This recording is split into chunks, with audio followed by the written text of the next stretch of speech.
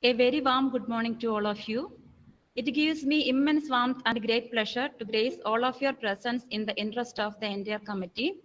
It gives me tremendous contentment to be presenting the welcome speech amongst the most esteemed personalities who have won accolades in their respective fields. Before we begin this webinar, I would like to express my heartfelt gratitude to all of you who sincerely committed to this event to make it a success. This event would have been impossible without the support of each and everyone present here. I hope this event would prove to be an informative in every possible aspect and expect that everyone enjoy it throughout. First of all, I would like to welcome our distinguished principal, Dr. C.V. Thomas, sir, to this event. Welcome, sir. A warm welcome and greetings to our resource person for the day, Dr. Prashant Warrior, Assistant Professor, Department of Statistics, Sri Kerala Varma College, Thrissur. Welcome you, sir. I also welcome our IQSC coordinator, Sajid sir, my beloved colleagues, acquaintances, and my dear students. A warm welcome to one and all present here. Have a great session ahead. Thank you.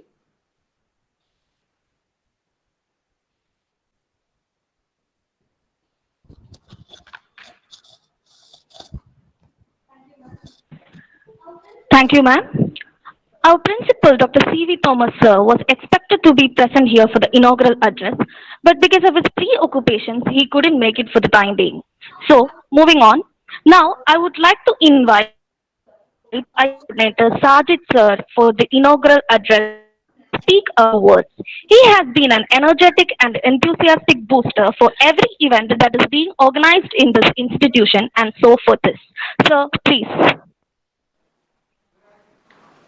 Respected Principal Dr. C.V. Thomas sir, our resource person Dr. Prasad sir, our HOD Professor Bindu, മറ്റ് faculty members, ഏറ്റവും സ്നേഹം നിറഞ്ഞ വിദ്യാർത്ഥിനി സുഹൃത്തുക്കളെ, റിസർച്ചുമായി ബന്ധപ്പെട്ടുകൊണ്ട് research tools, അതിൻ്റെ ഡിസ്ക്രിപ്റ്റീവ്സ്, അതിൻ്റെ ഒരു ക്ലിയർ കട്ട് ഐഡിയ ആണ് നമ്മൾ ഈ ഒരു വെബിനാർ കൊണ്ട് ഉദ്ദേശിക്കുന്നത്. ഒരു സോഷ്യൽ സയൻസ് റിസർച്ച് ആണെങ്കിലും അല്ലെങ്കിലും ഒരു റിസർച്ചിന്റെ ഏറ്റവും കാതലായ ഒരു ഭാഗമാണ് അതിൻ്റെ അനാലിസിസ് എന്ന് പറയുന്നത്. അതിൽ നമ്മൾ അപ്ലൈ ചെയ്യുന്ന ടൂളുകൾ അതും ഏറ്റവും പ്രാധാന്യം നിറഞ്ഞതാണ്. ഒരു ഇത്തരം കാര്യങ്ങളെക്കുറിച്ച് ഒരു ക്ലിയർ കട്ട് ഐഡിയ കിട്ടുക എന്നുള്ളതാണ് ഇന്നത്തെ ഈ ഒരു വെബിനാർ കൊണ്ട് നമ്മൾ ഉദ്ദേശിക്കുന്നത്. ഈ ഒരു എഡ്യൂക്കേഷണൽ പർപ്പസുമായി ബന്ധപ്പെട്ടുകൊണ്ട് നമ്മൾ മുന്നോട്ട് പോകുമ്പോൾ നമ്മുടെ കരിയറിൽ റിസർച്ചിന് അതിൻ്റെതായ പ്രാധാന്യം നമ്മൾ കൊടുക്കേണ്ടതുണ്ട്. അപ്പോൾ ആ ഒരു പ്രാധാന്യത്തോടു കൂടി തന്നെ നമ്മൾ നോക്കി കാണേണ്ടുന്നതാണ് ഈ ഒരു വെബിനാറിനെ.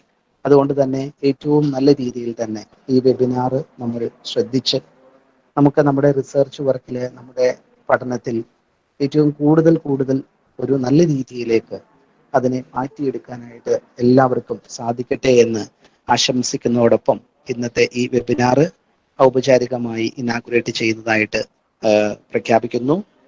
ഈ വെബിനാറിൽ എല്ലാവരും വളരെ കൃത്യതയോടുകൂടി ആ കാര്യങ്ങൾ മനസ്സിലാക്കുവാനും നമ്മുടെ റിസർച്ച് വർക്കിലും നമ്മുടെ തുടർന്നുള്ള പഠിത്തത്തിലും ഇത് പ്രയോജനപ്പെടുത്തുവാൻ നമുക്ക് സാധിക്കട്ടെ എന്ന് ആശംസിച്ചുകൊണ്ട് പ്രാർത്ഥനയോടെ നിർത്തുന്നു. നന്ദി, നമസ്കാരം.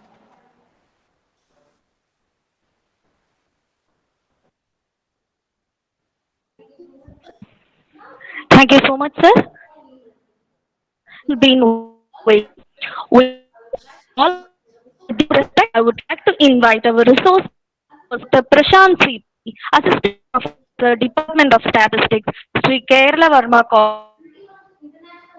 21 international journal papers and 4 national papers, and also associated with 16 international journal papers as a reviewer. Possessing a successful span of 21 years of teaching experience in the field of applied statistics, he has been a complete supporter of statistical analysis for different multiple disciplinary research projects. He also owns a research guideship at Annamalai University. Before the start of the presentation, I would like to notify everyone that you may feel free to express your queries, if any, in the allotted time at the end of the presentation. You may also send your questions through the chat box. You'll be also provided with a feedback form towards the end of the session.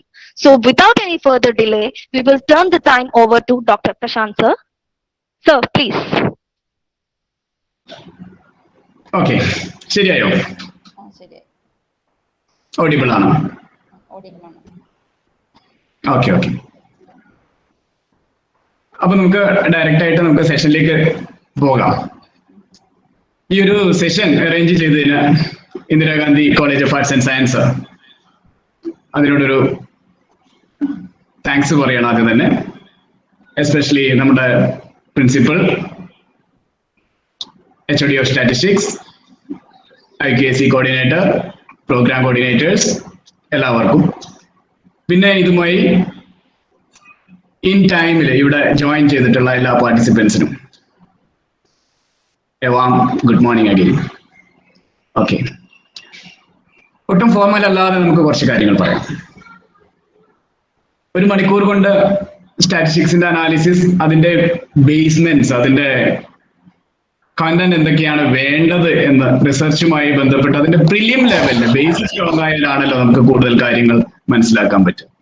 അപ്പൊ ഏറ്റവും initial level തൊട്ടിട്ടുള്ള കുറച്ച് കാര്യങ്ങൾ നമുക്ക് അതുമായി ബന്ധപ്പെട്ട് discuss ചെയ്യാം without formalities. Okay, easy stat എന്ന് പറഞ്ഞത് സാധാരണ ഇപ്പം ഒരു ഓൺലൈൻ മോഡിലാണ് കാര്യങ്ങളൊക്കെ പോകുന്നത്.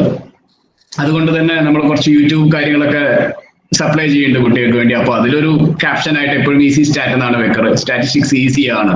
പലരും പറയുന്നത് പോലെ സ്റ്റാറ്റിസ്റ്റിക്സ് വളരെ ബുദ്ധിമുട്ടൊന്നുമില്ല. അത് നമ്മുടെ ആറ്റിറ്റ്യൂഡ് പോലെയാണ്.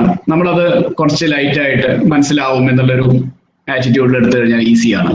സോ എന്തും ആ യൂട്യൂബ് ചാനൽ തന്നെ നമ്മൾ ചെയ്യുന്നത് ഈസി സ്റ്റാറ്റ് എന്നുള്ള ഒരു രീതിയിലാണ്. അതുകൊണ്ട് research through descriptive and inferential statistics tools in research, അതിന്റെ ഫണ്ടമെന്റൽസ് നമുക്ക് തുടങ്ങാം. ഓക്കെ, സ്റ്റാറ്റിസ്റ്റിക്സ് എവരിവർ, ഏത് കാര്യത്തിലും A to Z ഏത് സബ്ജക്ട് എടുത്തു കഴിഞ്ഞാലും സ്റ്റാറ്റിസ്റ്റിക്സ് ഉണ്ട്, അനാലിസിസ് ഉണ്ട്, ഡാറ്റയുണ്ട്. ഡാറ്റയുമായി ബന്ധപ്പെട്ടിട്ടുള്ള ഇൻഫറൻഷ്യൽ, ഡിസ്ക്രിപ്റ്റീവ് അനാലിസിസുകൾ ഉണ്ട്. നമ്മൾ അറിഞ്ഞോ അറിയാതെ ഒരുപാട് കാര്യങ്ങൾ ഡാറ്റയുമായി ബന്ധപ്പെട്ട് സ്റ്റാറ്റിസ്റ്റിക്കലി ചെയ്യുന്നുണ്ട്, അതിന്റെ തിയറി അറിഞ്ഞാലും ഇല്ലെങ്കിൽ. ഓക്കെ, അപ്പം അതുമായി ബന്ധപ്പെട്ട് പറയാനുള്ള കുറച്ച് കാര്യങ്ങൾ എന്താണെന്ന് വെച്ചാൽ, നമ്മൾ സ്റ്റാറ്റിസ്റ്റിക്സ് ഉപയോഗിക്കുമ്പം അതിന്റെ യൂസേജിൽ വരുന്ന ചെറിയ വിഷയങ്ങൾ, ഡാറ്റ കളക്ഷൻ മുതൽ എസ്റ്റിമേഷൻ, ഹൈപ്പോത്തിസിസ് ടെസ്റ്റിംഗ്, അങ്ങനെ കുറെ കാര്യങ്ങൾ നമ്മൾ ചെയ്യുമ്പോൾ അതിൽ കുറച്ച് ഫണ്ണി ആയിട്ടുള്ള കുറച്ച് കാര്യങ്ങൾ ആദ്യം പറയാം.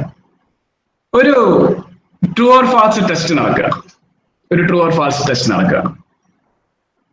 ക്വസ്റ്റ്യൻ മുഴുവൻ ട്രൂ ഓർ ഫാൾസ് ആണ്, യെസ് ഓർ നോ ക്വസ്റ്റ്യൻസ് ആണ്, ട്രൂ ഓർ ഫാൾസ് ക്വസ്റ്റ്യൻസ് ആണ്. അപ്പൊ അതൊരു സ്റ്റുഡന്റ് അതിനെ അറ്റംപ്റ്റ് ചെയ്യുന്നത് എങ്ങനെയാണ്? ഒരു കോയിൻ ടോസ് ചെയ്തുകൊണ്ടാണ്. ആ കുട്ടി ഒന്നും പഠിച്ചിട്ടില്ല ആ ക്ലാസ്സിലേക്ക്. അപ്പൊ എന്ത് ചെയ്തു? വളരെ കോൺഫിഡന്റ് ആയിട്ട് കോയിൻ ടോസ് ചെയ്തുകൊണ്ടാണ് യെസ് ഓർ നോ ചെയ്യുന്നത്. അൺബയാസ്ഡ് ആണ് അല്ലെ? ഒരു കോയിൻ ടോസ് ചെയ്യാന്ന് പറഞ്ഞാൽ അൺബയാസ്ഡ് ആണ്. അപ്പൊ ഒരു കോയിൻ ടോസ് ചെയ്തുകൊണ്ട് ആ കുട്ടി ഈ ഒരു true or false question exam attend ചെയ്യാണ്. ആളൊന്നും പഠിച്ചിട്ടില്ല, സ്റ്റാറ്റിസ്റ്റിക്സ് ഉപയോഗിച്ച് എക്സാം പാസ്സാവുന്നുള്ള ഒരു കോൺഫിഡൻസോട് കൂടി ആള് അറ്റൻഡ് ചെയ്യാണ്. അപ്പൊ ഇത് മുഴുവൻ ആ എക്സാമിനർ വാച്ച് ചെയ്തുകൊണ്ടിരിക്കുന്നു. സമയം കഴിഞ്ഞപ്പം ഈ കുട്ടി വീണ്ടും ഇത് തന്നെ ചെയ്തുകൊണ്ടിരിക്കുകയാണ്. He is flipping the coin again and again. അപ്പൊ എക്സാമിനർ അടുത്ത് വന്ന് ചോദിക്കുകയാണ്, എന്താ നീ ചെയ്തുകൊണ്ടിരിക്കുന്നത്? കുറെ നേരമായല്ലോ കോയിൻ ടോസ് ചെയ്തുകൊണ്ടിരിക്കുന്നത്. അപ്പൊ ആൾ പറയാണ്, ഞാനിത് കോയിൻ ടോസ് ചെയ്തിട്ട് എസ് ഓർ നോ എഴുതുകയാണ്. ഹെഡ് എന്ന് പറയുന്നത് യെസ് ആണ്, ടെയിൽ എന്ന് പറയുന്നത് നോ ആണ്. അപ്പൊ ലോജിക് ഒക്കെ കൊള്ളാം, സ്റ്റാറ്റിസ്റ്റിക്സ് ഒക്കെ കൊള്ളാം. അപ്പൊ വീണ്ടും നീ എന്താ ചെയ്തുകൊണ്ടിരിക്കുന്നത് ചോദിക്കുകയാണ് എക്സാമിനർ. അപ്പൊ ആള് പറയാണ്, ഞാൻ ഈ ചെയ്ത ആൻസർ എല്ലാം ശരിയാണോ എന്ന് ചെക്ക് ചെയ്യണം. ആദ്യം തൊട്ട് ഞാൻ ചെയ്ത കോയിൻ ടോസ് ചെയ്ത് എഴുതിയിട്ടുള്ള ഹെഡ് ആൻഡ് ടെയിൽ വെച്ച് എഴുതിയിട്ടുള്ള ആൻസർ എല്ലാം ശരിയാണോ എന്ന് ചെക്ക് ചെയ്യണം. നടക്കൂ. റാൻഡം എക്സ്പെരിമെന്റ് എന്ന് പറയുമ്പോൾ തന്നെ we cannot predict the outcome, we can number of time അല്ലേ? അപ്പം വീണ്ടും കോയിൻ ടോസ് ചെയ്ത് അതിന്റെ ആൻസർ ചെക്ക് ചെയ്യാന്ന് പറയുന്ന ഒരു ലോജിക്ക് സ്റ്റാറ്റിസ്റ്റിക്കലി റോങ് ആണ്. അതേപോലെ ഒരു പ്രാവശ്യം മാത്രം നമുക്ക് റിസൾട്ട് കിട്ടിയാൽ പോലെ പല പ്രാവശ്യമാണ് അല്ലെ? അൺബിയാസ്ഡ് ആയിട്ട് എടുത്താൽ മാത്രം പോരാ, അതിനെ കൺസിസ്റ്റന്റ് ആണോ എന്ന് ചെക്ക് ചെയ്യണം. പല പ്രാവശ്യം ചെയ്ത് കഴിഞ്ഞാൽ റിപ്പീറ്റഡ് ആയിട്ട് എക്സാം ചെയ്ത് കഴിഞ്ഞാൽ നമുക്ക് അതിന്റെ റിസൾട്ട് പറയാൻ പറ്റുള്ളൂ. അല്ലെ? ഒരു കുട്ടി ഫസ്റ്റ് എക്സാമിന് 90% വാങ്ങി എല്ലാ എക്സാമിനും 90% വാങ്ങുന്നു നമുക്ക് പറയാൻ പറ്റില്ല. അപ്പൊ നമുക്ക് റിപ്പീറ്റ് ചെയ്യണം എക്സാം, അല്ലെ? അതേപോലെ ഒരു അനദർ ഫണ്ണി എക്സാമ്പിൾ, ഒരു വേസ്റ്റ് ബാസ്കറ്റിലെ ഫയർ വന്നു, ഒരു മാളിലെ വേസ്റ്റ് ബാസ്കറ്റിൽ ഫയർ വന്നു. ഫിസിക്സ് പഠിച്ച ഒരാൾ വന്നിട്ട്, ഫിസിക്സ് റിസർച്ചർ വന്നിട്ട് ചെയ്യുന്നത് അതിന്റെ എനർജി ലെവലും കാര്യങ്ങളൊക്കെ ടെസ്റ്റ് ചെയ്തു, ഫയർ എങ്ങനെ അണയ്ക്കാമെന്ന് നോക്കി. കെമിസ്ട്രി വന്നിട്ട് അത് ഏതൊക്കെ കെമിക്കൽ കോമ്പൗണ്ട് ഒക്കെ യൂസ് ചെയ്താൽ ഫയറിനെ റെഡ്യൂസ് ചെയ്യാൻ നോക്കി. ഒരു സ്റ്റാറ്റിസ്റ്റീഷ്യൻ വന്നിട്ട് ചെയ്യുന്നത് അടുത്തുള്ള വേസ്റ്റ് ബാസ്കറ്റിലേക്കും കൂടി അത് എങ്ങനെ പകർത്താം, അതിലും കൂടി എങ്ങനെ തീ കൊടുക്കാം. അപ്പൊ എന്തിനാ റിപ്പീറ്റഡ് ആയിട്ട് കൊടുത്തു കഴിഞ്ഞാൽ നെക്സ്റ്റ് ടൈം വരുമ്പോൾ അതിന്റെ ആവറേജ് കണ്ടിട്ട് നമുക്ക് അതിന്റെ സൊല്യൂഷൻ കൃത്യമായിട്ട് പറയാൻ പറ്റുള്ളൂ, അല്ലേ? സ്റ്റാറ്റിസ്റ്റിക്സിന്റെ ഫണ്ണി എക്സാമ്പിൾസ് ആണ് പറഞ്ഞിട്ടുള്ളത്. അതേപോലെ sitting in A statistics class, അതുകൊണ്ട് ഞാൻ ആദ്യം തന്നെ പറയാം, സ്റ്റാറ്റിസ്റ്റിക്സ് ഈസിയാണ്, ഈസി സ്റ്റാറ്റ് എന്നുള്ളൊരു ലാബ് തന്നെ നമുക്ക് മനസ്സിൽ വെച്ചാൽ മതി. അപ്പൊ സ്റ്റാറ്റിസ്റ്റിക്സ് ക്ലാസ്സിൽ ഒരു ഫണ്ണി എക്സാമ്പിൾ പറയുന്നത്, keep hearing Instagram instead of histogram. Statistics ഇഷ്ടമില്ലാത്ത ഒരു ആറ്റിറ്റ്യൂഡിലാണ് നമ്മൾ അപ്രോച്ച് ചെയ്യുന്നതെങ്കിൽ നമ്മളുടെ മനസ്സ് ഇങ്ങനെയൊക്കെ ആയിരിക്കും, ഇൻസ്റ്റാഗ്രാമിലൊക്കെ ആയിരിക്കും കേൾക്കുന്നത് വിത്തൗട്ട് ഹിയറിംഗ്, അല്ലെ? Instead of hearing histogram. അതേപോലെ സ്റ്റാറ്റിസ്റ്റിക്സിനെ കുറിച്ച് എന്തെങ്കിലും പറയുകയാണെങ്കിൽ പറയുന്ന ആൾക്കും അറ്റ്ലീസ്റ്റ് അതിന്റെ ഒരു മിനിമം എന്താണ് പറയുന്നത് എന്നുള്ളൊരു ബോധമെങ്കിലും വേണം, അല്ലെ? അത് കേൾക്കുന്ന ഓഡിയൻസ് അത് ആക്സെപ്റ്റ് ചെയ്യാനും തയ്യാറായിരിക്കണം. അപ്പൊ അതിന്റെ ഒരു എക്സാമ്പിൾ കൂടി പറഞ്ഞിട്ട് നമുക്ക് പ്രസന്റ് ചെയ്യുന്ന ആൾ പറയാണ്, അല്ലേ? ബാക്കി എല്ലാവരും നോക്കി നിൽക്കുകയാണ്. വാട്ട് ഈസ് ഡൂയിങ്, എന്താണ് പ്രസന്റ് ചെയ്യുന്നത്, എന്തൊക്കെയാണ് ചെയ്തുകൊണ്ടിരിക്കുന്നത്, സ്റ്റാറ്റിസ്റ്റിക്സിൽ എന്തൊക്കെയാണ് ചെയ്തുകൊണ്ടിരിക്കുന്നത്. അപ്പം പ്രസന്റ് ചെയ്യുന്ന ആൾക്കും ഇത് ബോധമില്ലെങ്കിലോ, അല്ലേ? What hell I am doing. അങ്ങനെ ഒരു അവസ്ഥ ആവരുത്. നമുക്ക് അതിന്റെ ബേസിക് കൺസെപ്റ്റ്സ് അറിഞ്ഞിട്ട് വേണം, അല്ലേ, ഇതിനെക്കുറിച്ച് പറയാനും അതിനെക്കുറിച്ച് അനാലിസിസ് നടത്താനും അതിനെക്കുറിച്ച് പഠിക്കാനും അതിനെക്കുറിച്ച് റിസൾട്ട്സുകൾ അവതരിപ്പിക്കാനും ഒക്കെ ചെയ്യേണ്ടത്. അപ്പം ഇനീഷ്യൽ ആയിട്ടുള്ള കാര്യങ്ങൾക്ക് പ്രാധാന്യമുണ്ട്. പിന്നെ എക്സ്പീരിയൻസ് എന്ന് പറയുന്നത്, എക്സ്പീരിയൻസ് ഇപ്പൊ ഇഷ്ടംപോലെ ടൂൾസ് അവൈലബിൾ ആണ്, അല്ലേ? രണ്ട് തരം, ഒന്ന് സ്റ്റാറ്റിസ്റ്റിക്കൽ ടൂൾസ്, അതിന്റെ എസ്റ്റിമേഷൻ, ഹൈപ്പോത്തിസിസ്, ടെസ്റ്റിംഗ് തുടങ്ങിയ കാര്യങ്ങൾ, അനോവ, ടി ടെസ്റ്റ് തുടങ്ങിയ ടൂൾസ്. രണ്ടാമത്തത് കുറെ സോഫ്റ്റ്വെയർസ് അവൈലബിൾ ആണ്, അല്ലേ? SPSS, R, പൈത്തൺ, എക്സലിൽ തന്നെ ഒരുപാട് കാര്യങ്ങൾ, അങ്ങനെ കുറെ സോഫ്റ്റ്വെയർസ് ആവുന്നത്. നമ്മൾ സ്റ്റാറ്റിസ്റ്റിക്സ് ഒന്നും അറിയാതെ ഈ സോഫ്റ്റ്വെയറിൽ കുറെ റിസൾട്ടുകൾ, അനോവ ടെസ്റ്റും കോറിലേഷൻ ടെസ്റ്റും ടി ടെസ്റ്റും നടത്തിയതുകൊണ്ട് കാര്യമില്ല. അപ്പൊ ഒരു എക്സാമിനർ ചോദിക്കുകയാണ്, do you have experience in statistics, അല്ലേ? R റിലേറ്റഡ് ആയിട്ടുള്ള ഒരു എക്സാമിനർ ആണ് എന്ന് കാണിക്കാൻ ഒരു R നൊട്ടേഷൻ ഒക്കെ കൊടുത്തിട്ടുണ്ട്, അല്ലേ? R അങ്ങനെ എക്സ്പീരിയൻസ് ഉണ്ടോ? അപ്പൊ അത് പറയാണ്, I have experience 10 years of experience in SPSS. SPSS 10 കൊല്ലം ചെയ്തുകൊണ്ടാണോ എക്സ്പീരിയൻസ് എന്ന് പറയുന്നത്? സ്റ്റാറ്റിസ്റ്റിക്സിന്റെ ബേസിക് അറിയാം, അല്ലേ? അപ്പൊ എന്താ റിസൾട്ട് ആയിട്ട് ഹി ഹാസ് നോ എക്സ്പീരിയൻസ്, അല്ലേ? അപ്പം അത് statistics is the grammar of science, സയൻസിനെ അവതരിപ്പിക്കാനായിട്ടുള്ള ഗ്രാമറാണ്, അല്ലേ? It is the mark of a truly intelligent person to be moved by statistics. ബെർനാർഡോയുടെ വാചകമാണ്. ഓക്കെ, സ്റ്റാറ്റിസ്റ്റിക്സ് എല്ലാ ഭാഗത്തും ഉണ്ട്. എന്തിലൊക്കെ ഉണ്ട്? It is define, review, experiment, analysis, conclude. ഇത് മുഴുവനായിട്ട് ബന്ധപ്പെട്ടിട്ട് ഈ പറഞ്ഞിട്ടുള്ള ടെർമിനോളജി മുഴുവൻ കണക്ട് ചെയ്തുകൊണ്ടാണ് നമുക്കൊരു റിസർച്ച് അനാലിസിസ് വരുന്നത്, അല്ലെ? ഒരു റിസർച്ച് അനാലിസിസ് വരുമ്പോൾ ഇത്രയും കാര്യങ്ങൾ മുഴുവൻ അതിൽ വന്നാൽ മാത്രമാണ് ഒരു കംപ്ലീറ്റ് അനാലിസിസ് വരുന്നത്. സ്റ്റാറ്റിസ്റ്റിക്സ് പറയുമ്പോൾ planning, designing, collection, analysis, drawing and interpretation and finally report analysis. ഇത്രയും കാര്യങ്ങൾ നമ്മൾ പറയണം, അല്ലെ? അതേപോലെ സ്റ്റാറ്റിസ്റ്റിക്സിൽ ഏറ്റവും ഇപ്പോഴും സ്റ്റിൽ എത്ര വലിയ അനാലിസിസ് ആയാലും ഒരു ലേമേനെ മനസ്സിലാക്കാൻ നമ്മൾ സ്കൂൾ ലെവൽ മുതൽ പഠിച്ചു വരുന്ന പൈ ഡയഗ്രവും ബാർ ചാർട്ടും തന്നെ, ബാർ ഡയഗ്രവും പൈ ചാർട്ടും തന്നെയാണ് ഏറ്റവും ഒരു ലേമേനെ മനസ്സിലാക്കാൻ, എക്സ്പ്രസ് ചെയ്യാൻ ഇപ്പോഴും ഉപയോഗിക്കുന്നത്, അല്ലേ? ഇതിലും വേറൊരു കാര്യമാണ് റെപ്രസെന്റ് ചെയ്തത്, people who actually know statistics. നമുക്കുമൊക്കെ പല കാര്യങ്ങളിലും ഇപ്പോഴും സംശയം, അത്ര വൈഡാണ് സ്റ്റാറ്റിസ്റ്റിക്സ്, അല്ലേ? അപ്പൊ 30% ആളുകളെ ഇത് അത്യാവശ്യമെങ്കിലും മനസ്സിലാക്കിയിട്ടുള്ളൂ എന്നാണ് പറയുന്നത്. 70% things that I am very aware of statistics. And a kind of statistics, theoretical and applied statistics. ഈ applied statistics, theoretical statistics അതിന്റെ mathematical concepts തിയറീസും കാര്യങ്ങളും ഒക്കെ. applied statisticsൽ അവിടെയാണ് നമ്മൾ പറഞ്ഞിട്ടുള്ളത് inferential and descriptive. ഡിസ്ക്രിപ്റ്റീവ് എന്ന് പറയുമ്പോൾ അതിനെ organising, summarising and presenting the data, അവിടെയാണ് ഡിസ്ക്രിപ്റ്റീവ് സ്റ്റാറ്റിസ്റ്റിക്സ് വരുന്നത്. ഇൻഫറൻഷ്യൽ സ്റ്റാറ്റിസ്റ്റിക്സിലാണ് അതിന്റെ മെയിൻ ഇൻഫറൻസ് എന്ന് പറയുന്നത് estimation, testing of hypothesis, main ആയിട്ടുള്ള ഭാഗം അവിടെയാണ് വരുന്നത് അല്ലേ. അപ്പം സ്റ്റാറ്റിസ്റ്റിക്സ് എന്ന് പറയുന്നത് sampling methods, descriptive statistics, inferential statistics, use of technology, സോഫ്റ്റ്വെയറിന്റെ യൂസ് അല്ലെ. സോഫ്റ്റ്വെയറിന്റെ യൂസ് മെയിൻ ആയിട്ട് എന്തൊക്കെ പറയാം? SPSS എല്ലാവരും കേട്ട് പരിചയം ഉണ്ടാവും എന്ന് വിചാരിക്കുന്നു. SPSS എന്ന് പറയുന്നത് statistical package four social science. ഇപ്പോഴും വേൾഡ് വൈഡ് ആയിട്ട് നമ്പർ 1 ആയിട്ട് നിൽക്കുന്ന സോഷ്യൽ സയൻസിൽ നമ്പർ 1 ആയി നിൽക്കുന്നത് SPSS തന്നെയാണ്. അത് സപ്ലൈ ചെയ്യുന്നത് IBM ആണ്. ഇപ്പൊ നമുക്ക് അതെന്താന്ന് വെച്ചാൽ പെയ്ഡ് ആയിട്ടുള്ള വേർഷൻസ് ആണ് അവര് ഈ പല സോഫ്റ്റ്വെയർസും ചെയ്യുന്നത്. SPSS is also A paid version. It is ഏറ്റവും കൂടുതൽ ഉപയോഗിക്കുന്ന ഒരു വേർഷനാണ് SPSS. പ്രത്യേകിച്ചും സോഷ്യൽ സയൻസ് മേഖലയിൽ ഏറ്റവും കൂടുതൽ ഉപയോഗിക്കും. സോഷ്യൽ സയൻസ് പ്രത്യേകിച്ച് പറഞ്ഞൊന്ന് മാത്രം, എല്ലാ മേഖലയിലും ഇപ്പോഴും ഏറ്റവും കൂടുതൽ ഉപയോഗിക്കുന്നത് SPSS തന്നെയാണ്. പിന്നെ നമുക്ക് ഏറ്റവും ഫ്രീ ആയിട്ട് അവൈലബിൾ ആയിട്ടുള്ള ഒരു ഫ്രീ സോഫ്റ്റ്വെയർസ് വിത്തൗട്ട് പേയ്മെന്റ് ഇല്ലാതെ R എന്ന് പറഞ്ഞിട്ടൊരു software, R foundation four statistics computation, R software. Math lab, math work എന്ന് പറഞ്ഞ മാത്ത് ലാബ്, മാത്തമെറ്റിക്ക, വോൾഫ്രാം മാത്തമെറ്റിക്കയുടെ മാത്തമെറ്റിക്ക. പിന്നെ നമ്മൾ പലപ്പോഴും അറിയാതെ പോകുന്നത് നമ്മൾ ഉപയോഗിക്കുന്ന മൈക്രോസോഫ്റ്റ് എക്സൽ, ഒരു സ്പ്രെഡ്ഷീറ്റ് മാത്രമല്ല, എക്സലിൽ നമുക്ക് അത്യാവശ്യം വരുന്ന എല്ലാ ടൂളുകളും അവൈലബിൾ ആണ്. എക്സലിൽ നമുക്ക് അത്യാവശ്യം ആവശ്യം വരുന്ന എല്ലാ ടൂളുകളും അവൈലബിൾ ആണ്. ആ ഒരു മിനിമം കാര്യം എനിക്ക് തോന്നുന്നു എല്ലാവരും മനസ്സിലാക്കി കാണുന്നു. എന്നാലും ജസ്റ്റ് അതൊന്ന് നമുക്ക് ആ ഭാഗം മാത്രം ഒന്ന് കാണിക്കുന്നുണ്ട്. നെക്സ്റ്റ് SAS, SAS എന്ന് പറയുന്നത് ഇപ്പൊ പലരും കേട്ട് പരിചയമുള്ള ഒരു ടേം ആയിരിക്കും, statistical analysis software, SAS. And one more Python high level language and general purpose programming language ആണ് പൈത്തൺ. അപ്പൊ ഇപ്പം കൂടുതലായിട്ട് സ്റ്റാറ്റിസ്റ്റിക്സിന്റെ ലാംഗ്വേജിനെ കുറിച്ച് പറയുമ്പോൾ ഏറ്റവും കൂടുതൽ കേട്ട് പരിചയമുള്ള ടേമുകളാണ് ഈ പറഞ്ഞിട്ടുള്ള എല്ലാം, SPSS, R, Excel, SAS, Python എന്നൊക്കെ അല്ലെ.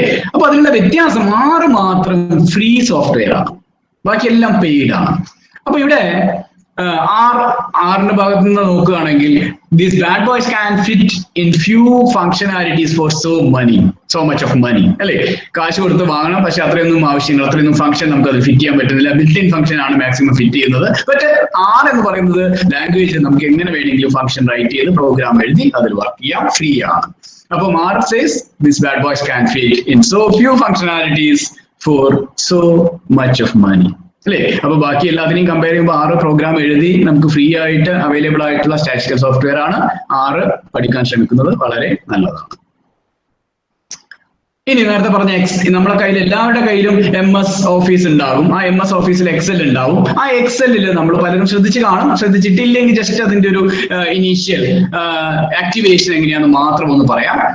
നമ്മൾ ഒരു എക്സൽ ഷീറ്റ് ഓപ്പൺ ചെയ്ത് കഴിഞ്ഞാൽ അതിന്റെ മുകളിൽ കാണുന്ന 4 വിൻഡോസ്, 4 കളറുള്ള വിൻഡോസ്, അതിന് നമ്മൾ ഓഫീസ് ബട്ടൺ എന്ന് പറയാം. ആ ഓഫീസ് ബട്ടണിൽ നമുക്ക് ഓപ്ഷൻ കിട്ടും. ലാസ്റ്റ് ബോട്ടം റൈറ്റ് കോർണറിൽ അവിടെ ഒരു എക്സൽ ഓപ്ഷൻസ് കാണാം. ആ എക്സൽ ഓപ്ഷൻസ് എടുക്കുന്ന സമയത്ത് നമുക്ക് അവിടെ ആഡ് ഇൻസ് എന്ന് പറഞ്ഞിട്ട് adding and inciting programs, activating programs, ആ കാര്യങ്ങൾ ചെയ്യാനുള്ള ഒരു ഓപ്ഷൻ. ആ ആഡിങ്സ് നമ്മൾ ചെയ്യുമ്പോൾ അവിടെ ഒരുപാട് മെനു കാണാം. അതിൽ നമുക്ക് അനാലിസിസ് ടൂൾ കിറ്റ് ആക്ടിവേറ്റ് ചെയ്യണം. Analysis tool kit already installed ആണ്. അതിന് നമ്മൾ ആക്ടിവേറ്റ് ചെയ്യാൻ മാത്രമേ വേണ്ടൂ. അതുകൊണ്ട് ഗോ എന്നുള്ള ഫംഗ്ഷൻ ആണ്, ഇൻസ്റ്റാൾ എന്നല്ല ഗോ എന്നുള്ള ഫംഗ്ഷൻ ആണ് അവിടെ വർക്ക് ചെയ്യുന്നത്. അതിനെ ആക്ടിവേറ്റ് ചെയ്യാം.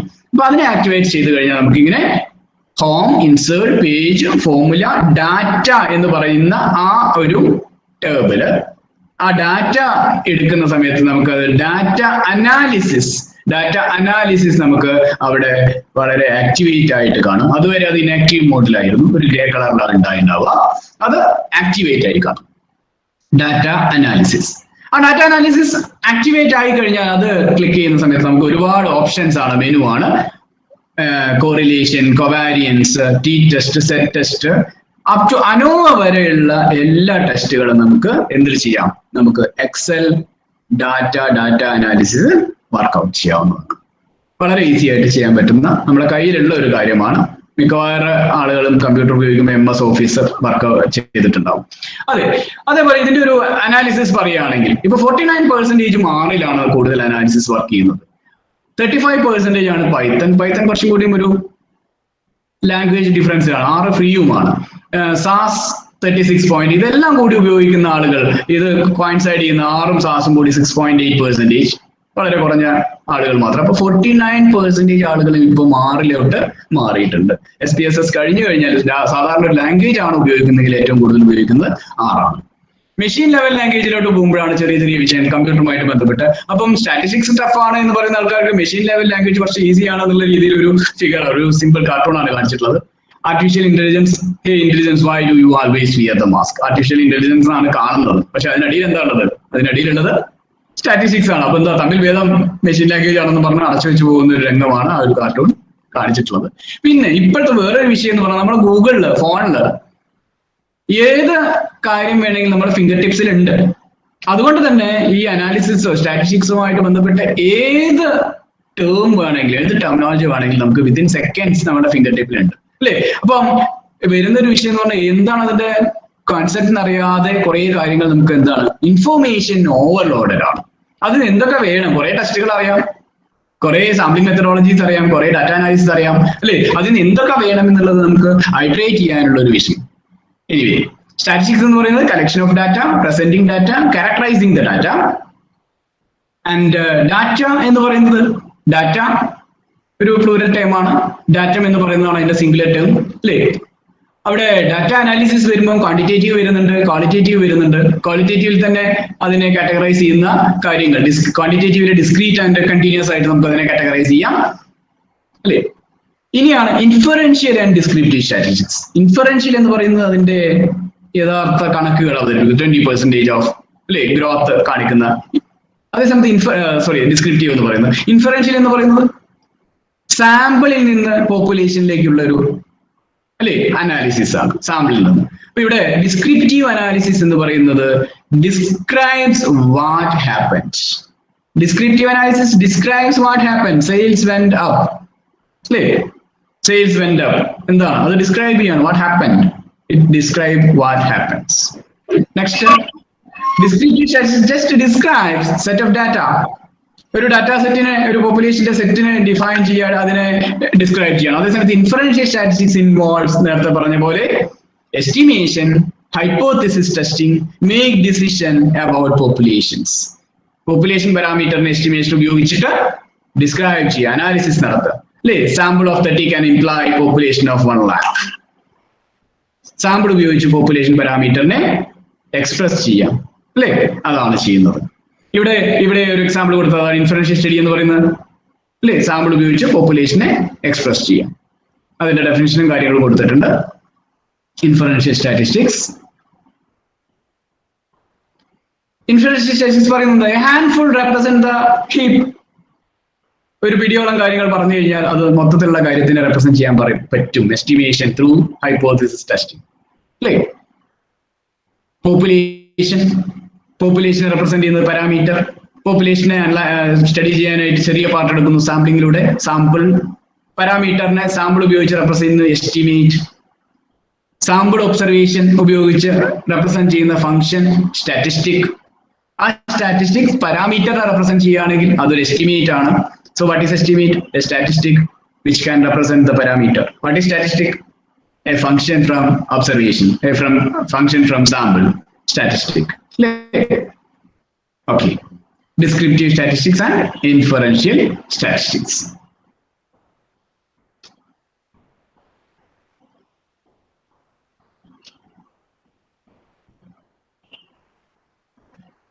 Conclude descriptive and inferential എന്താണ്? Organize, summarize data presentation, descriptives, and inferential, generalize finding from sample to population. Hypothesis testing, assess the relations, correlation ഒക്കെ assess ചെയ്യാം, അല്ലേ? പിന്നെ level of measurements, NOIR, no one is ready. വെറുതെ ഓർമ്മിക്കാൻ ഒരു simple statement ആണ്, no one is ready, NOIR.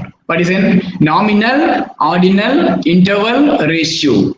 Nominal just identify the observation, just indicate the observation, play lowest level. Name തന്നെയാണ് example ആയിട്ട് പറയാൻ പറ്റും. Another is serial number. Serial number ഒരു confusion ഉണ്ടാക്കുന്ന. Next ordinal. Ordinal എന്ന് പറഞ്ഞാൽ ranking ആയിട്ട് വരുന്ന ഒബ്സർവേഷൻ, ordinal, അല്ലേ? ഓർഡിനൽ, സീരിയൽ നമ്പർ ഓർഡിനൽ ആണോ നോമിനൽ ആണോ?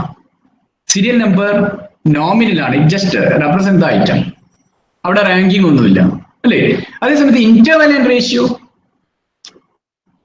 അത് പറയുന്നതിന് ഇന്റർവെൽ എന്നുള്ള കോൺസെപ്റ്റ് എന്താ? ഓർഡിനൽ എന്ന് പറയുമ്പോൾ first rank, second rank, third rank. First rank കിട്ടിയ കുട്ടി 100% മാർക്ക് വാങ്ങിയിട്ടുണ്ടാവും, മേ ബി. സെക്കൻഡ് റാങ്ക് 99 വാങ്ങിയിട്ടുണ്ടാവും. തേർഡ് റാങ്ക് മേ ബി 90% ആയിരിക്കും. അപ്പൊ ഫസ്റ്റും സെക്കൻഡുമായിട്ടുള്ള ഡിഫറൻസ് ആ ഇന്റർവെൽ 1 യൂണിറ്റ് ആണെങ്കിൽ സെക്കൻഡും തേർഡുമായിട്ടുള്ള ഡിഫറൻസ് 9 യൂണിറ്റ് ആണ്. സോ ഇന്റർവെൽ എന്തല്ല, ഫസ്റ്റ് സെക്കൻഡ് തേർഡ് ആ യൂണിറ്റുമായിട്ട് ഈ ഇന്റർവെല്ലിന്റെ ലെങ്തിന് റിലേഷൻ ഇല്ല, അല്ലെ? ഫസ്റ്റ് 100 മാർക്ക്, സെക്കൻഡ് 99, തേർഡ് 90 മാർക്സ്. അപ്പൊ ആ ഇന്റർവെല്ലുമായിട്ട് ഫസ്റ്റ് സെക്കൻഡ് തേർഡുമായിട്ട് ആ യൂണിറ്റുമായിട്ട് റിലേഷൻ ഇല്ല, ഇന്റർവെൽ റിലേഷൻ ഇല്ല. എന്തില്? ഓർഡിനൽ. അതേസമയം ഇന്റർവെലന്റ് റേഷ്യോ നമുക്കത് ഒരുമിച്ച് പറയാം. ഇന്റർവെലന്റ് റേഷ്യോ ഒറ്റ വാക്കിൽ പറഞ്ഞു കഴിഞ്ഞാൽ complete zero with respect to complete zero അല്ലെങ്കിൽ അബ്സല്യൂട്ട് സീറോ ആണ് ഇത് ഡിഫൈൻ ചെയ്തിട്ടുള്ളത്. ഇന്റർവെല്ലില് അബ്സല്യൂട്ട് സീറോ ഇല്ല, റേഷ്യോയില് അബ്സല്യൂട്ട് സീറോ ഉണ്ട്. എന്താണ് ആ കൺസെപ്റ്റ്? ചെറിയൊരു സില്ലി എക്സാമ്പിൾ വീണ്ടും പറയാം. നമ്മളൊരു രണ്ടാളെ ഗസ്റ്റ് ആയിട്ട് വന്നു, ചായ വെക്കണം, പെട്ടെന്ന് വേണം, അല്ലേ? നേരമില്ല, സമയമില്ല ആർക്കും. അപ്പൊ എന്ത് ചെയ്തു? 2 വെസലില് ഓരോ ഗ്ലാസ് വെള്ളം എടുത്തു. 2 വെസലിൽ ഓരോ ഗ്ലാസ് വെള്ളം എടുത്തു. 2 ഗ്ലാസ് ചായ വേണം. 2 വെസലും ചൂടാക്കുകയാണ്. സ്റ്റവ് ഓൺ ചെയ്തു. ആദ്യത്തെ vessel up to 40 degree Celsius, next 60 degree Celsius 2 വെസലില് സെറ്റ് ചെയ്തു, അല്ലേ? നമുക്ക് ടെമ്പറേച്ചർ ഒക്കെ സെറ്റ് ചെയ്യാം. അപ്പൊ ആദ്യത്തെ 40 ഡിഗ്രി ആയപ്പോൾ ഓഫ് ചെയ്തു, നെക്സ്റ്റ് 60 ഡിഗ്രി ആയപ്പോൾ ഓഫ് ചെയ്തു. പെട്ടെന്ന് വേണം. 40 + 60 100 ഡിഗ്രി. 100 ഡിഗ്രി ആയി കഴിഞ്ഞാൽ എന്തായി?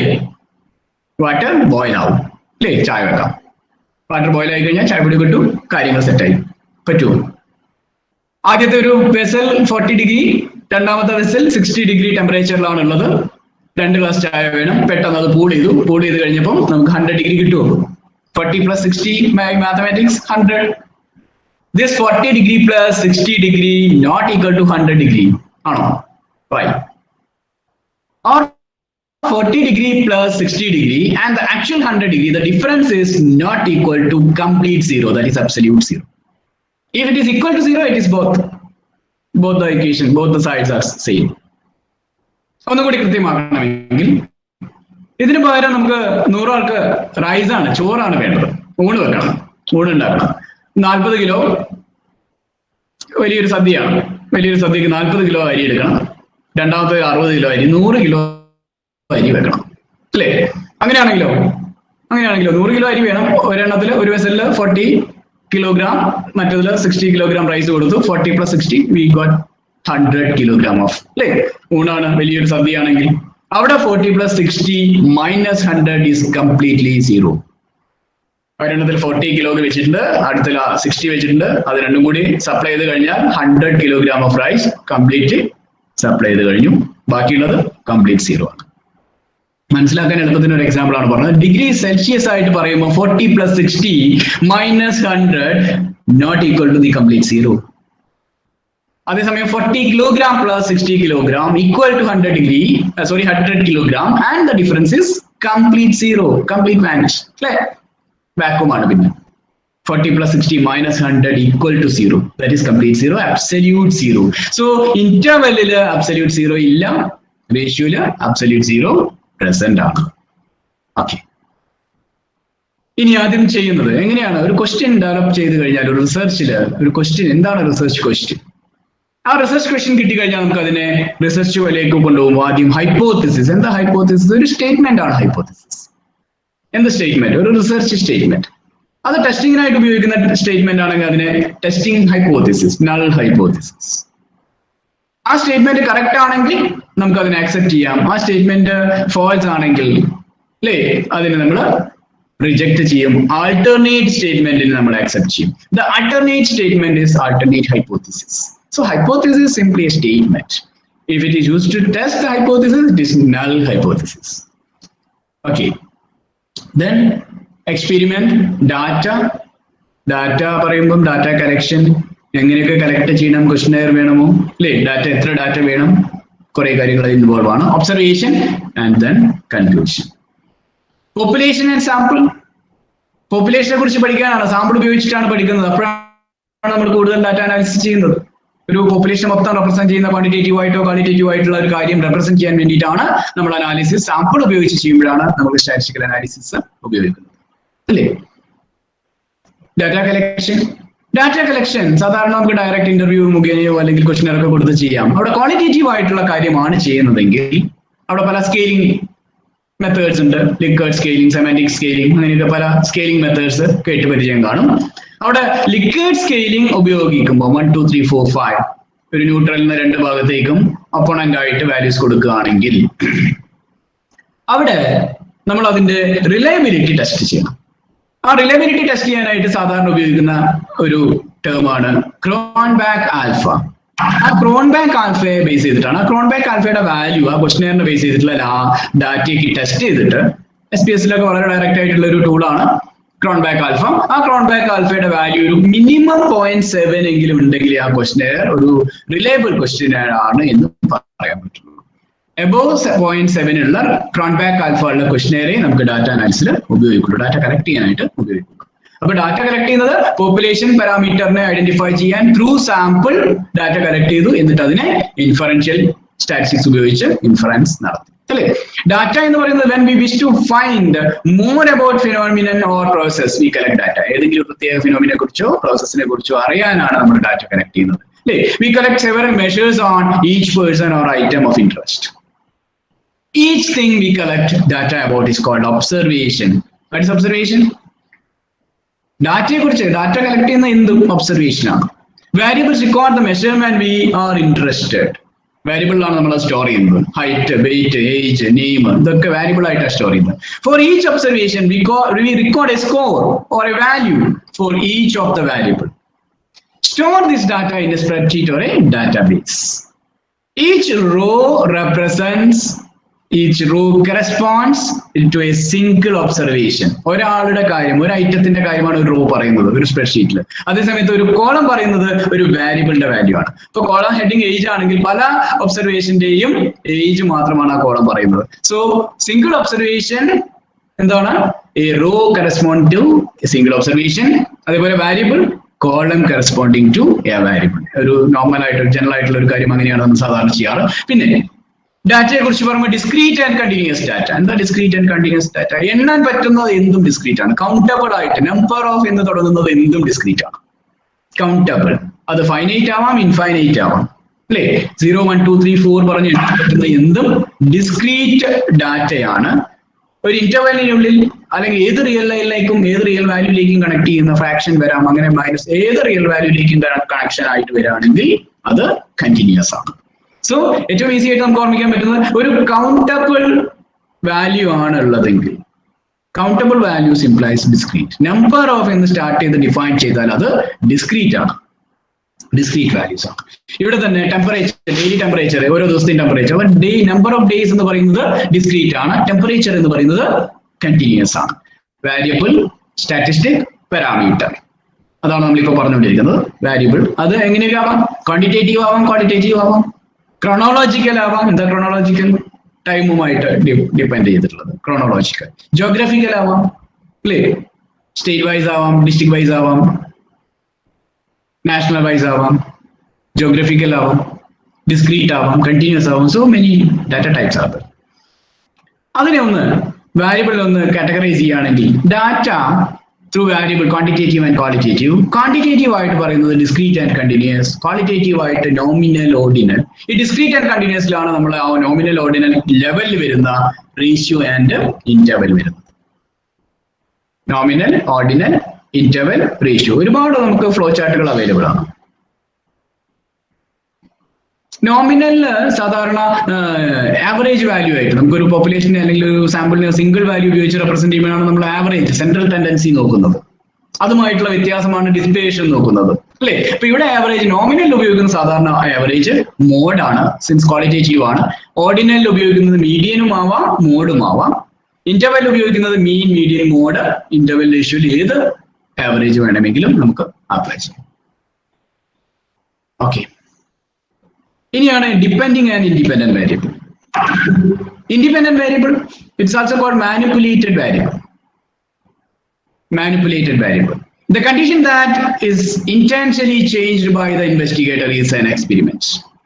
There can be only one independent variable in the experiment. നമ്മളൊരു റിഗ്രഷൻ ഒക്കെ സിമ്പിൾ റിഗ്രഷൻ ഒക്കെ ചെയ്യുമ്പോൾ കേട്ടോ. ഓക്കെ, ഇവിടെ കോൾഡ് ഹോട്ട് ഒരു ബോളിന്റെ ടെമ്പറേച്ചർ അനുസരിച്ച് അതിന്റെ height of the ball bounce ചെയ്യുമ്പോൾ ഉണ്ടാവുന്ന ഹൈറ്റ് വ്യത്യാസം വരുമോ? അങ്ങനെയാണെങ്കിൽ മാനിപ്പുലേറ്റഡ് വേരിയബിൾ എന്ന് പറയുന്നത് ടെമ്പറേച്ചറും റെസ്പോണ്ടിങ് വേരിയബിൾ എന്ന് പറയുന്നത് ഹൈറ്റ് ഓഫ് ദ ബോളുമാണ്. Okay, independent variable and dependent variable അതിന്റെ കാറ്റഗറൈസേഷൻ ആണ് പറഞ്ഞത്. Numerical variable counts and measure, numerical data ആണ് നമ്മൾ ക്വാണ്ടിറ്റേറ്റീവ് ആയിട്ട് പറഞ്ഞിട്ടുള്ളത്. These counts and measure are used to produce graph and chart for the statistical analysis. അതൊന്ന് പറയാനാണ്. ഇതിനെ റെപ്രസെന്റ് ചെയ്യാം. ഒരു ഡാറ്റ കളക്ട് ചെയ്ത് കഴിഞ്ഞാൽ അതിനെ കളക്ട് ചെയ്യാനുള്ള പല മെത്തേഡ് ക്വസ്റ്റ്യനറിലൊക്കെ കൊടുക്കും, എങ്ങനെ കൊടുക്കാം, ആ കാര്യങ്ങളൊക്കെ നമ്മൾ ഫെമിലിയർ ആയിരിക്കും എന്ന് വിചാരിക്കുന്നു. എക്സാമ്പിൾ ഒക്കെ കാണിച്ചിട്ടുണ്ട്. ഇനി അതിന്റെ റെപ്രസെന്റേഷൻ, നമ്മൾ ഏത് കാര്യം നമ്മൾ ഒരു ലാംഗ്വേജിൽ നിന്ന്, മലയാളം അല്ലെങ്കിൽ ഇംഗ്ലീഷോ ആയിക്കോട്ടെ, ആ ലാംഗ്വേജിൽ നിന്നാണ് ഒരു മാത്തമാറ്റിക്സ് വർക്ക്ഔട്ട് ആവുന്നത്. ആ മാത്തമാറ്റിക്സ് തന്നെയാണ് അതിന്റെ സെറ്റ് തിയറി വർക്ക്ഔട്ട് ആവുന്നത്, അല്ലെ? അതിൽ നിന്ന് തന്നെയാണ് അതിന്റെ സ്റ്റാറ്റിസ്റ്റിക്കൽ റീസണിങ് വർക്ക്ഔട്ട് ആവുന്നത്. അപ്പം എ ആൻഡ് ബി എന്ന് പറഞ്ഞിട്ടുള്ള ലാംഗ്വേജ് ആണ്. എ ആൻഡ് ബി നൊട്ടേഷനായി, എ ഇന്റർസെക്ഷൻ ബി ആയിട്ട് മാത്തമാറ്റിക്കലായി. എ ഓർ ബി എന്നുള്ള കാര്യമാണ് എ യൂണിയൻ ബി ആയി മാത്തമാറ്റിക്കലായി, അല്ലെ? അതേപോലെ നോമിനൽ ഡാറ്റയെ നമ്മൾ ഓപ്പറേറ്റർ ഉപയോഗിച്ച് നമുക്ക് എന്തേ പറയാൻ പറ്റുള്ളൂ? It is equal or not equal. It is equal or not equal. നമുക്ക് നെയിം ഈക്വൽ ടു രാജു ആണോ അല്ലയോ, അല്ലേ? അതേപോലെ ഓർഡിനൽ ആണ് greater than or less than. Rank മാർക്കൊക്കെ പറയുമ്പോൾ it is less than or greater than ordinal values. Interval and ratio, interval plus minus and ratio absolute zero ഉണ്ട് ഇല്ല എന്നുള്ളതാണ് അതിന്റെ മെയിൻ ഡിഫറൻസ്. ജസ്റ്റ് ആ ഫിഗർ ഒക്കെ ഒന്ന് നോക്കി നോക്കാം. ആൻഡ് അതിന്റെ ഇക്വാലൻസ്, നമ്മൾ ഈ ടെസ്റ്റിങ്ങിലോട്ട് പോവുകയാണെങ്കിൽ, hypothesis testing, estimation and hypothesis ടെസ്റ്റിങ്ങിലോട്ട് പോവുകയാണെങ്കിൽ ഇതിന്റെ കൂടെ ഒന്ന് പറയാം, അത് കഴിഞ്ഞ് ലാസ്റ്റ് ഒന്നും കൂടി അതിനെ വ്യക്തമാക്കാം. നോമിനൽ ആണെങ്കിൽ ഓർഡിനൽ ആണെങ്കിൽ നോൺ പാരാമെട്രിക് ടെസ്റ്റും, ഇന്റർവെല്ലും റേഷ്യോ ആണെങ്കിൽ പാരാമെട്രിക് ടെസ്റ്റുമാണ് യൂസ് ചെയ്യുന്നത്. ഓക്കെ, ആ കാര്യങ്ങൾ നമുക്ക് കുറച്ചും കൂടി എക്സ്പ്ലെയിൻ ചെയ്യാം. ആ ഒരു ചാർട്ട് നോക്കാം. ഹൈപ്പോത്തസിസ് ടെസ്റ്റ് വരുന്നത് കണ്ടിന്യൂസ് ഡാറ്റ ആണെങ്കിൽ നോമിനൽ, കണ്ടിന്യൂസ് ഡാറ്റ ആണെങ്കിൽ normal and non normal. Normal ആണെങ്കിൽ അത് മീൻ വാരിയൻസ് ടെസ്റ്റ് ചെയ്യാം, മീഡിയനും വാരിയൻസും ടെസ്റ്റ് ചെയ്യാം. നോർമൽ ഡാറ്റ ആണെങ്കിൽ, നോർമൽ ഡിസ്ട്രിബ്യൂഷൻ ഫെമിലിയർ ആണെന്ന് കരുതുന്നു, ഏറ്റവും ജനറലൈസ്ഡ് ആയിട്ടുള്ള ഡിസ്ട്രിബ്യൂഷൻ, സിമെട്രിക് ആയിട്ടുള്ള ഡിസ്ട്രിബ്യൂഷൻ, അതാണെങ്കിൽ നമുക്ക് മീൻ ടെസ്റ്റ് ചെയ്യാനായിട്ട് set test, T test, ANOVA, അല്ലേ, ആ കാര്യങ്ങളൊക്കെ ഉപയോഗിക്കാവുന്നതാണ്. വാരിയൻസ് ടെസ്റ്റ് ചെയ്യാൻ സാധാരണ എഫ് ടെസ്റ്റ് ഇവിടെ അനോവയിൽ വേണമെങ്കിൽ ഉപയോഗിക്കാം, രണ്ടെണ്ണം മാത്രമാണെങ്കിൽ ഡയറക്റ്റ് എഫ് ടെസ്റ്റ് ഉപയോഗിക്കാം, സിംഗിൾ ആണെങ്കിൽ chi-square ടെസ്റ്റ് ഉപയോഗിക്കാം, അല്ലേ? ആട്രിബ്യൂട്ട് ആണ് ടെസ്റ്റ് ചെയ്യുന്നതെങ്കിൽ chi-square test, proportion, logistic, regression ഉപയോഗിക്കാം. നോൺ നോർമൽ ഡാറ്റയാണെങ്കിൽ, ഡിസ്ട്രിബ്യൂഷൻ ഫ്രീ ഡാറ്റയാണെങ്കിൽ, non parametric distribution, non parametric test ആണ് ഉപയോഗിക്കുന്നതെങ്കിൽ sign test, Wilcoxon test, Mann Whitney test, അങ്ങനെ കുറെ അധികം ടെസ്റ്റുകൾ ഉപയോഗിക്കാം. ഓക്കെ, ഇതില് ഏത് ടെസ്റ്റ് ആണ് ഉപയോഗിക്കുക, ഇന്റർവെൽ റേഷ്യോ, ഓർഡിനൽ റേഷ്യോ, ഈ കാര്യങ്ങൾക്ക് എന്നുള്ളതാണ് നെക്സ്റ്റ് നമ്മൾ ഡിസ്കസ് ചെയ്യുന്നത്. ഇന്റർവെൽ റേഷ്യോയില് 2 ലെവൽസ്, 1 ഇൻഡിപെൻഡന്റ് വേരിയബിൾ ആണെങ്കിൽ ഇൻഡിപെൻഡന്റ് ടി ടെസ്റ്റ് ആണ് ഉപയോഗിക്കുക. അവിടെ 2 ഇൻഡിപെൻഡന്റ് വേരിയബിൾ ആണെങ്കിൽ അനോവ യൂസ് ചെയ്യാം. അതിന് കറസ്പോണ്ടിങ് ആയിട്ട് വരുന്ന നോൺ പാരാമെട്രിക് ടെസ്റ്റ് ആണ് ഓർഡിനൽ, നോമിനൽ എന്നൊക്കെ കാണിച്ച് അവിടെ എഴുതിയത്. കറസ്പോണ്ടിങ് ഇൻഡിപെൻഡന്റ് ടി ടെസ്റ്റിന് മാൻ-വിറ്റ്നി ടെസ്റ്റ്, ഡിപെൻഡിങ് ടി ടെസ്റ്റിന് വിൽക്കോക്സൺ ടെസ്റ്റ്, വൺ വേ അനോവയ്ക്ക് കറസ്പോണ്ടിങ് ആയിട്ടുള്ള non parametric Kruskal Wallis test.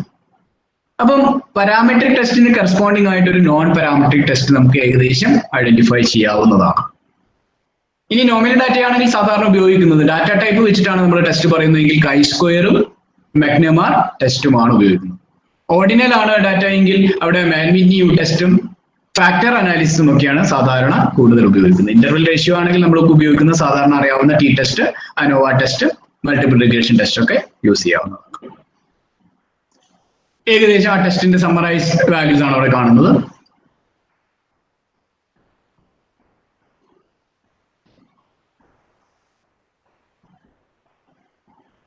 ഇനി ഹൈപ്പോത്തസിസ് ടെസ്റ്റിൽ സെറ്റ് ടെസ്റ്റ് ഉപയോഗിക്കുന്ന ഒരു ഇവന്റ് ആണ് പറയുന്നത്. 1 സാമ്പിൾ സെറ്റ് ടെസ്റ്റ് എപ്പോഴാണ് പറയുന്നത്?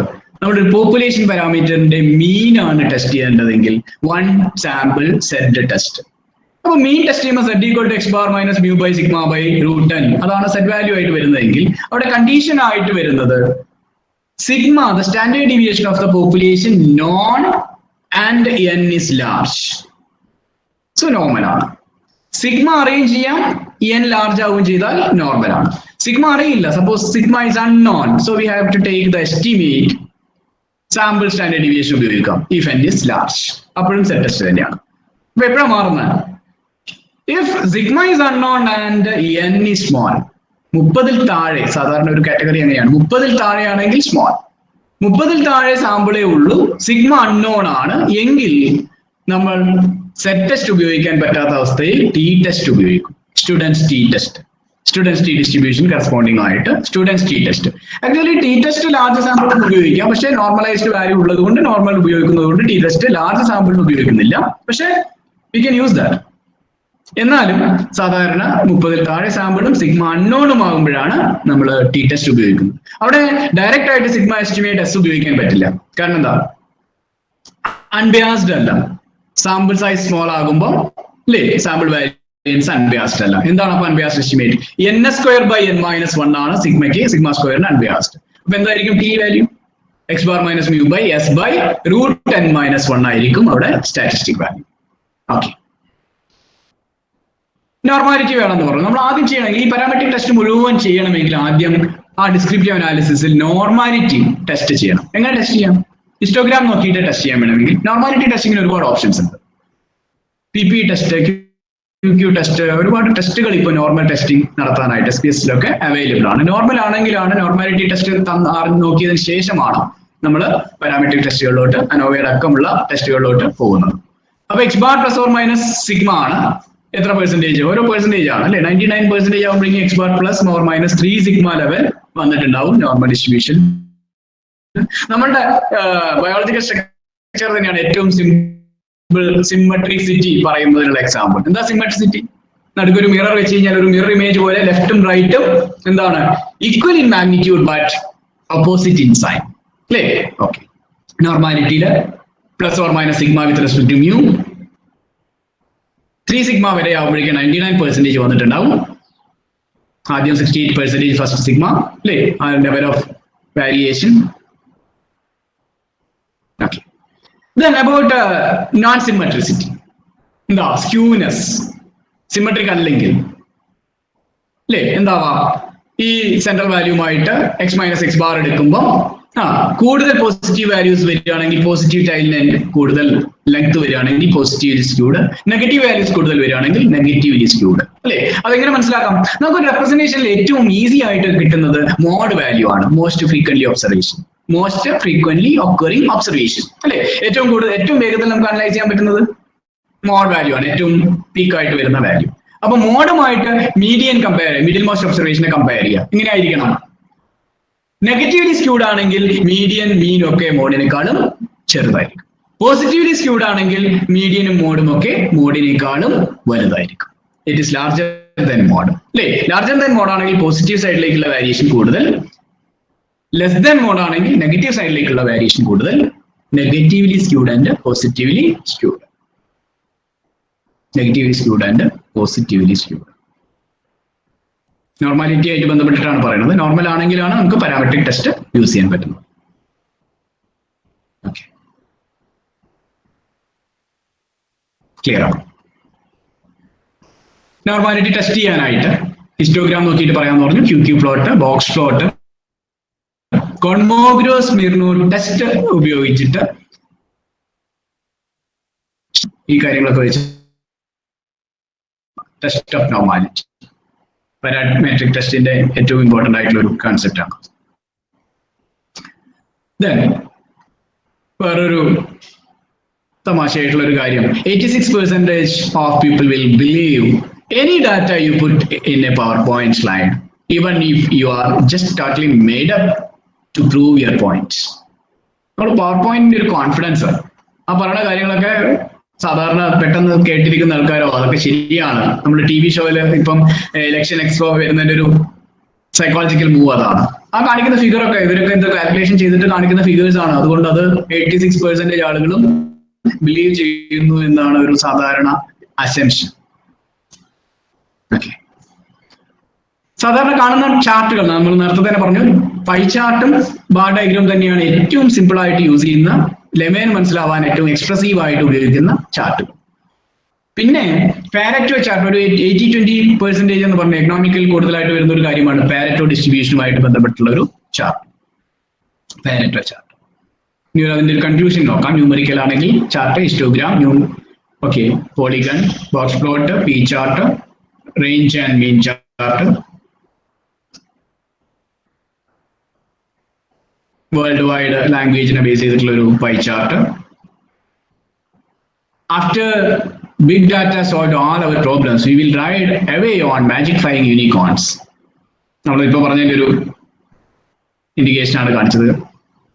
ചാർട്ട് വെച്ചിട്ട് നമ്മളത് പ്രൂവ് ചെയ്യുമ്പോൾ, ഈ തരത്തിൽ ബിസിനസ് പോവുകയാണെങ്കിൽ, ഫോർകാസ്റ്റ് ചെയ്യുകയാണെങ്കിൽ, മാജിക് ഫ്ലൈയിങ് യൂണിക്കോൺസിൽ പോകുമ്പോൾ അത്ര സ്പീഡിൽ നമ്മുടെ ബിസിനസ് വളരും എന്നാണ് ആ ഒരു സ്ലൈഡിലാണ് പ്രൂവ് ചെയ്യാനായിട്ട് ശ്രമിക്കുന്നത്. പല നെറ്റ്വർക്കിംഗ് ടെക്നോളജി, ഒരു ആംബേ പോലെയൊക്കെയുള്ള ഒരുപാട് കാര്യങ്ങളുടെ ഒരു മീറ്റിംഗ് ഒക്കെ അറ്റൻഡ് ചെയ്ത് അവരിങ്ങനെ നമ്മളെ ബ്രെയിൻ വാഷ് ചെയ്തുകൊണ്ടിരിക്കും, കുറെ ചാർട്ടുകൾ കാണിച്ചിട്ട്, അവരുടെ ഏർണിങ്സ് കാണിച്ചിട്ട്, അവരുടെ ഔട്ട്പുട്ട് കാണിച്ചിട്ട്. സാധാരണക്കാരനൊക്കെ അതിൽ പെട്ടെന്ന് വീണുപോകും അല്ലേ? അതിന്റെ ഒരു സൈക്കോളജിക്കൽ കോൺസെപ്റ്റ് ആണ് ഈ പറഞ്ഞിട്ടുള്ളത്. പിന്നെ മിസ്ലീഡിംഗ് ആയിട്ടുള്ള ചില കാര്യങ്ങൾ. Found the correlation in data, everyone take A reason. എന്താ കോറിലേഷൻ? ഷേവ്ഡ് ഹെഡ്സ് ആണെങ്കിൽ സെയിൽസ് കൂടുന്നുണ്ടെന്ന്. മീനിങ് ഫുൾ ആയിട്ടുള്ള റിസൾട്ട്സ് അല്ല, ഇന്റർപ്രിറ്റേഷൻ അല്ല കൊടുത്തിട്ടുള്ളെങ്കിൽ ഇമാതിരിയൊക്കെ ഓരോ തമാശകളായിരിക്കും ലാസ്റ്റ് മിസ്ലീഡിംഗ് ആയിട്ടുള്ള മാനേജേഴ്സ് ആണുള്ളതെങ്കിൽ എടുക്കുന്നത് അല്ലേ? മാനേജർ മിസ്ലീഡിംഗ് ആണെങ്കിൽ, മനസ്സിലാക്കുന്ന കൺസെപ്റ്റ് ഒക്കെ മനസ്സിലാക്കുന്നത് തെറ്റാണെങ്കിൽ എന്താ പറയാൻ പോകുന്നത്? എല്ലാവരും ട്രേസർ എടുക്കാനാണ് പറയാൻ പോകുന്നത് അല്ലേ? പിന്നെ ഒരു കാര്യം കൂടി പറയാം, അനാലിസിസുമായിട്ട് ബന്ധപ്പെട്ട ഒരു കാര്യം കൂടി. റിയൽ സയൻസും സോഷ്യൽ സയൻസുമായിട്ടുള്ള ചെറിയ ചെറിയ വ്യത്യാസങ്ങൾ. സയൻസ്, പ്യുവർ സയൻസ് ആണ് ചെയ്യണമെങ്കിൽ my hypothesis does not conform with reality. Therefore my hypothesis should be adjusted. Hypothesis മാറ്റണം, റിയാലിറ്റിയുമായിട്ട് അഡ്ജസ്റ്റ് ആവുന്നില്ല. സോഷ്യൽ സയൻസ് ആണ് ക്വാളിറ്റേറ്റീവ് സ്റ്റഡി ആണ് ചെയ്യുന്നതെങ്കിൽ നമുക്ക് എന്ത് ചെയ്യാം? my hypothesis does not conform with the reality. Therefore reality should be adjusted. Qualitative ആണെങ്കിൽ നമ്മൾ എടുക്കുന്ന സാമ്പിൾ എന്താണോ പറയുന്നത് അതാണ് ശരി. കാരണം നമുക്ക് സാമ്പിളിൽ നിന്ന് കിട്ടിയിട്ടുള്ള റിസൾട്ടാണ് നമ്മൾ പറയുന്നത് ക്വാളിറ്റേറ്റീവ് സ്റ്റഡിയിൽ അല്ലേ? മൂഡ് ചേഞ്ച്, ഇൻട്രസ്റ്റ്, അങ്ങനത്തെ കുറെ കാര്യങ്ങൾ, പ്രഷർ, ഓക്കെ, സൈക്കോളജിക്കൽ ആയിട്ടുള്ള പല സ്റ്റഡികളും. Next, I did a statistical analysis and found no correlation between my effort and my rewards. സാധാരണ എപ്പോഴും പറയാവുന്ന പരാതികളാവും, എത്ര കാര്യങ്ങൾ ചെയ്താലും അത് റിവാർഡ് ആയിട്ടില്ലെങ്കിൽ. Okay, It's simple question, was our marketing campaign profitable or not? നേരത്തെ കാണിച്ച പോലെ പ്രോഫിറ്റബിൾ ആണ്, യൂണിക്കോണിൽ പറന്നു പോകാന്ന് പറഞ്ഞിട്ട് കാര്യമില്ല. അതെന്ത് വേണം? റിയാലിറ്റിയുമായിട്ട് അത് കമ്പാറ്റബിൾ ആയിരിക്കണം. വളരെ ഈസി ആയിട്ടുള്ള, നമുക്ക് ഇപ്പം റെപ്രസെന്റ് ചെയ്യാൻ, പണ്ടൊക്കെ കാൽക്കുലേറ്റഡ് ടെസ്റ്റ് വാല്യൂ മാത്രമാണ് കമ്പയർ ചെയ്തത്. ഇപ്പൊ പി വാല്യൂ ആണ് അതിന്റെ എസെൻഷ്യൽ ആയിട്ട് നമ്മൾ കമ്പയർ ചെയ്യുന്നത് ആൽഫയുമായിട്ട് അല്ലേ? ഇപ്പോൾ ഒരു പ്രശ്നം എന്താണെന്ന് വെച്ചാൽ, ഈ ഒരു സ്ലൈഡ് കാണിക്കുന്നത് don't know what is P value. P value ആണ് എല്ലാവരും ടെസ്റ്റ് ചെയ്യുന്നത്, പി വാല്യൂ ആണ് കമ്പയർ ചെയ്യുന്നത്, എല്ലാ സ്ഥലത്തും പി വാല്യൂ ആണ് ചെക്ക് ചെയ്യപ്പെടുന്നത്. ബട്ട് നോട്ട് അവെയർ അബൌട്ട്, അല്ലേ? Don't know about P value. പക്ഷെ എന്താ, ഈ ഒരു അവസരത്തിൽ അതൊട്ട് പറയാനും വയ്യ. And at this point I'm too afraid to ask. അങ്ങനെ വേണ്ടതില്ല, അതുകൊണ്ടാണ് ആദ്യം പറഞ്ഞത് വിതൗട്ട് ഫോർമാലിറ്റീസ്. ഒട്ടും ഫോർമൽ അല്ലാതെ നമുക്ക് കുറച്ച് കാര്യങ്ങൾ മനസ്സിലാക്കാൻ ശ്രമിക്കാമെന്ന് പറഞ്ഞതാണ്. പി വാല്യൂ അറിയില്ലെങ്കിൽ അറിയില്ല എന്ന് പറയണം, നമുക്ക് അറിയാത്ത കാര്യങ്ങൾ അറിയില്ല എന്ന് പറയാൻ പറ്റണം അല്ലേ? എന്താ പി വാല്യൂ? പി വാല്യൂ ഇവിടെ അതിന്റെ ഒരു കാര്യം കൂടി, പി വാല്യൂ റിജക്ഷൻ പറയുന്നതിന്റെ പി വാല്യൂ ഈസ് 0.15. ആൽഫ 0.05 ആണ് എടുത്തിട്ടില്ലെങ്കിൽ 0.15 is greater than 0.05. So there is a chance അല്ലേ? ഹൈപ്പോതെസിസ് അക്സെപ്റ്റ് ചെയ്യപ്പെടാനുള്ള ചാൻസ് ഉണ്ട്. എന്താണ് P value? P value stands for the probability value. It indicates how likely it is that a result occurred by chance alone. അപ്പൊ P value ആൽഫയെക്കാളും കൂടുതലാണെങ്കിൽ നമ്മൾ accept ചെയ്യും. അതിന്റെ അർത്ഥം എന്താ? ആൽഫ എന്ന് പറയുന്ന ക്രിട്ടിക്കൽ റീജിയനിൽ വരാനുള്ള ചാൻസ് ആണ്, പ്രോബബിലിറ്റി ആണ്. അപ്പൊ ആൽഫ വരുന്ന സെറ്റ് ആൽഫ പോയിന്റിനേക്കാളും, ഇപ്പൊ സപ്പോസ് 1.96 ആണ്, 1.96നെക്കാളും താഴെ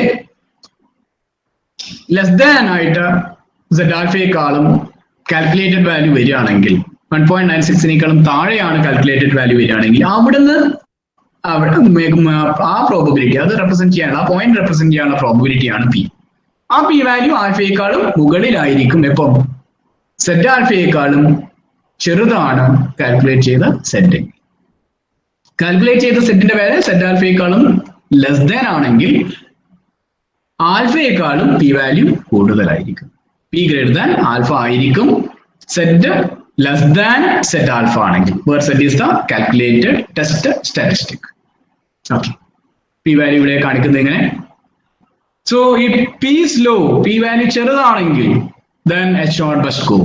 H naught must be rejected. If P less than alpha, H naught should be rejected. കുറച്ചും കൂടി ക്ലിയർ ആയിട്ട് കാണിക്കാം.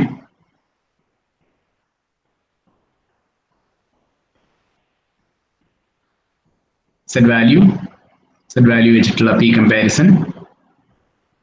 Suppose our hypothesis, for example, mu equal to 35 to be tested with not equal to 35. Significance level alpha is 0.05. Testing value, the statistic value is equal to minus 2.247. And we get 0.0068 is the P value. Since it is beyond set alpha, is it?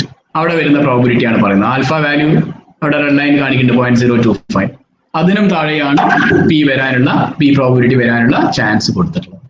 അപ്പൊ എന്താ? P is less than 0.05, then we have to reject H naught mu equal to 35. Conclude that mu not equal to 35. Is it? Will you marry me? Fail to reject the null hypothesis means accept H naught. Hypothesis. And alpha beta power hypothesis ബന്ധപ്പെട്ട് എപ്പോഴും പറയുന്ന മൂന്ന് terms. Alpha is the probability of type 1 error, beta is the probability of type 2 error, power is the probability of correct decision. അപ്പൊ എന്താ type 1 and type 2 error? Reject ചെയ്യപ്പെടാനുള്ള error അല്ലേ? അതെങ്ങനെ വരും? അതിന്റെ മുന്നേ ഒരു കാര്യം കൂടി പറയാം. പണ്ടാണെങ്കിൽ ഒരു ടെസ്റ്റ് നടത്തിയിട്ട് കുറെ കാര്യങ്ങൾ അനലൈസ് ചെയ്തതിന് ശേഷം മാത്രമാണ് ഒരു റിസൾട്ട് എത്തുന്നത് അല്ലേ? ഒരു 65-year-old male with shortness of breath, poor appetite, weight loss ഒക്കെ ഉണ്ടെങ്കിൽ ഒരുപാട് ടെസ്റ്റുകൾ പറയും. എന്നിട്ടൊക്കെ അവസാനമാണ് എക്സ്റേ എടുക്കാൻ പറഞ്ഞു, ചെസ്റ്റ് ടെസ്റ്റ് ചെയ്യാൻ പറഞ്ഞു, എന്നിട്ടാണ് റിസൾട്ട് എത്തുന്നത്. ഇപ്പോഴാണെങ്കിലോ a 65-year-old man with shortness of breath എന്ന് പറയുമ്പോഴേക്കും he's got COVID. അപ്പൊ അനാലിസിസ് നടത്തിയതിന് മുന്നേ റിസൾട്ട് പറഞ്ഞത് കൊണ്ടായില്ല, കുറെ ടെസ്റ്റുകൾ നടത്തിയതിന് ശേഷം മാത്രമേ കൃത്യമായ റിസൾട്ടിലേക്ക് നമുക്ക് എത്താനായിട്ട് പറ്റൂ. അനാലിസിസ് കറക്റ്റ് ആണെങ്കിൽ you can have a seat at the table. Analysis correct ആണെങ്കിൽ അല്ലേ? ഓക്കെ, എങ്ങനെ analysis? Statistician do it with significance, biostatistician do with it with power, epidemiologist do with populations, Bayesians do with it posterior, Bayesian theory, posterior and prior. Data, നമ്മൾ data represent ചെയ്തു, nominal ordinal interval. Choosing the test ആണ് പറയുന്നത്. Choosing the ടെസ്റ്റില് data ഉണ്ട്, sample ഉണ്ട്, purpose ഉണ്ട്. Data നമ്മൾ മനസ്സിലാക്കി. സാമ്പിൾ പല മെത്തഡോളജി ഉണ്ട്. Sample stratified, simple random sampling, systematic sampling. അവിടെ സാമ്പിൾ സൈസ് കാൽക്കുലേറ്റ് ചെയ്യാനുള്ള കാര്യം it is also important. Z² into variance square by E square. Confidence interval ആണ് set. Variance of the population, allowable error. n calculate ചെയ്യുന്ന formula രണ്ട് type കാണിച്ചിട്ടുണ്ട്. Proportion ആണെങ്കിൽ കാണിച്ചിട്ടുണ്ട്. Z² into P into P1 minus P by E square. നമ്മൾ type 1 and type 2 error അതിലേക്ക് വരാം. നമ്മൾ പറയുകയാണ് type 1 error, there is no chance he is pregnant. The patient is pregnant എന്നുള്ളതിന് ചാൻസ് ഒന്നുമില്ല. അതാണ് നമ്മുടെ ഹൈപ്പോത്തിസിസ്. എന്താ പറയുന്നത് ഡോക്ടർ? ഫസ്റ്റ് എറർ എന്ന് പറയുന്നത് മെയിൽ പേഷ്യന്റ് ആണ് വന്നിട്ടുള്ളത്, but he is concluding you are pregnant. Error എന്ന് പറയുന്നത് there is no chance of the patient is pregnant എന്നാണ് നമ്മുടെ ഹൈപ്പോത്തിസിസ്. അതിലെന്താ പറയുന്നത്? യു ആർ നോട്ട് പ്രഗ്നന്റ് അല്ലേ? Type 2 error. ആക്ച്വലി എന്താ? Actually the first thing, actually is not pregnant. It is the true hypothesis, but we are rejecting and we are saying the alternate is true. He is pregnant. Second one, actually she is pregnant, but we are rejecting the truth and we are saying she is not pregnant. Abinda, what is type 1 and what is type 2? Type 1 says reject H0 while H0 is true. Type 2 is accept H0 while H0 is false. ഒരു simple figure നിങ്ങൾ എപ്പോഴും ഓർമ്മ ഉണ്ടാവുന്ന വിചാരിക്കുക. ഇനി ആ confusion ഒഴിവാകുന്ന വിചാരിക്കുക. Type 1 and type 2 error. Clear? Okay. Then purpose of testing. ഓരോ ടെസ്റ്റുകൾ എന്തൊക്കെയാണ്? ഇൻഡിപെൻഡൻസ് ഓഫ് ആട്രിബ്യൂട്ട് ടെസ്റ്റ് ചെയ്യുകയാണെങ്കിൽ chi-square യൂസ് ചെയ്യാം. സാധാരണ വരുന്ന റിസർച്ചിൽ വരുന്ന കുറച്ച് ടെസ്റ്റുകൾ പറയാം. Equality of 1 or 2 population means. 1 or 2 population means set test ഉപയോഗിക്കാം. നേരത്തെ പറഞ്ഞു സിഗ്മ അറിയാം, n large ആണ്, set test. സിഗ്മ unknown ആണ്, but n is large, we can use normal set test. But small sample with unknown population standard deviation sigma, we are using t test. T equal to x bar minus mu by s by root n minus 1. Since sample variance is not unbiased. If n is small. അപ്പൊ എന്ത് വേണം? അതിന് അൺബിയാസ്ഡ് estimate ആയിട്ട് n square by n minus 1 കൊടുക്കണം. Substitute ചെയ്യുമ്പോൾ നമുക്ക് കിട്ടുന്നത് x bar minus mu by s by root n minus 1. Equality of 1 or 2 proportions. Proportions set test ആണ്. രണ്ട് proportion P1 equal to P2 ആണെങ്കിൽ ചില കേസിൽ P1 ഉം P2 അറിയില്ല. രണ്ട് കോളേജിന്റെ ഇക്വാലിറ്റി മാർക്ക് കമ്പയർ ചെയ്യും. പ്രൊപ്പോർഷൻ രണ്ട് കോളേജിനും പെർസെന്റേജ് സെയിം ആണോ എന്ന് മാത്രമേ നോക്കണ്ടൂ. അങ്ങനെയാണെങ്കിലോ P1 equal to P2, P1 P2 unknown ആണ്. അവിടെ നമ്മൾ P equal to the estimate of P is equal to x1 plus x2 by n1 plus n2 എടുക്കണം. That is n1 P1 plus n2 P2 by n1 plus n2. Proportion, sample proportion. Equality of 1 population variance, chi-square. Chi-square ഉപയോഗിച്ച് n square by sigma square ഉപയോഗിച്ച് single population variance compare ചെയ്യും. രണ്ടെണ്ണം ഉണ്ടെങ്കിലോ രണ്ട് chi-square ratio along with the degrees of freedom. രണ്ട് chi-square ratio along with its degrees of freedom, it is F test. രണ്ട് population sigma 1 equal to sigma 2 test ചെയ്യണം. Equality of 2 or more population means രണ്ടെണ്ണോ ഉള്ളൂവെങ്കിൽ നമുക്ക് ടിയോ set ഉപയോഗിച്ചാൽ മതി. അനോ വേണമെങ്കിൽ ഉപയോഗിക്കാം. പക്ഷെ അനോവയില് test statistics കിട്ടണമെങ്കിൽ അനോവ ടേബിൾ മുഴുവൻ കാൽക്കുലേറ്റ് ചെയ്യണം. അല്ലെങ്കിൽ ടിയും സെറ്റും ആണെങ്കിൽ ഡയറക്റ്റ് ആയിട്ട് അപ്ലൈ ചെയ്താൽ മതി. അതുകൊണ്ട് നമ്മൾ അനോവയ്ക്ക് പോകുന്നില്ല. എന്നാലും equality of 2 or more population means we can use ANOVA F test. അതാണ് ഒരു സമ്മപ്പ് ആയിട്ട് നമുക്ക് ടെസ്റ്റിങ്ങിനെ കുറിച്ച് പറയാനുള്ള പർപ്പസ്. മൂന്ന് കാര്യം പറഞ്ഞു: ഡാറ്റ, സാമ്പിൾ, പർപ്പസ്. ഇനി കൂടാതെ regression analysis. Regression analysis correlation ഉണ്ടെങ്കിൽ നമുക്ക് റിഗ്രഷൻ ചെക്ക് ചെയ്തിട്ട് കാര്യമുള്ളൂ, അല്ലേ? ലീനിയർ റിഗ്രഷൻ ആണ് കാര്യമായിട്ട് പറയുന്നത്. മൾട്ടിപ്പിൾ ലീനിയർ റിഗ്രഷൻ ആവാം. എന്താ റിഗ്രഷൻ പറയുന്നത്? കോഎഫിഷ്യന്റ് ഓഫ് ഡിറ്റർമിനന്റ് എന്ന് പറയുന്നത് കോറിലേഷൻ സ്ക്വയർ ആണ്, R സ്ക്വയർ ആണ്. കോറിലേഷൻ സ്ക്വയർ എന്താ റെപ്രസെന്റ് ചെയ്യുന്നത്?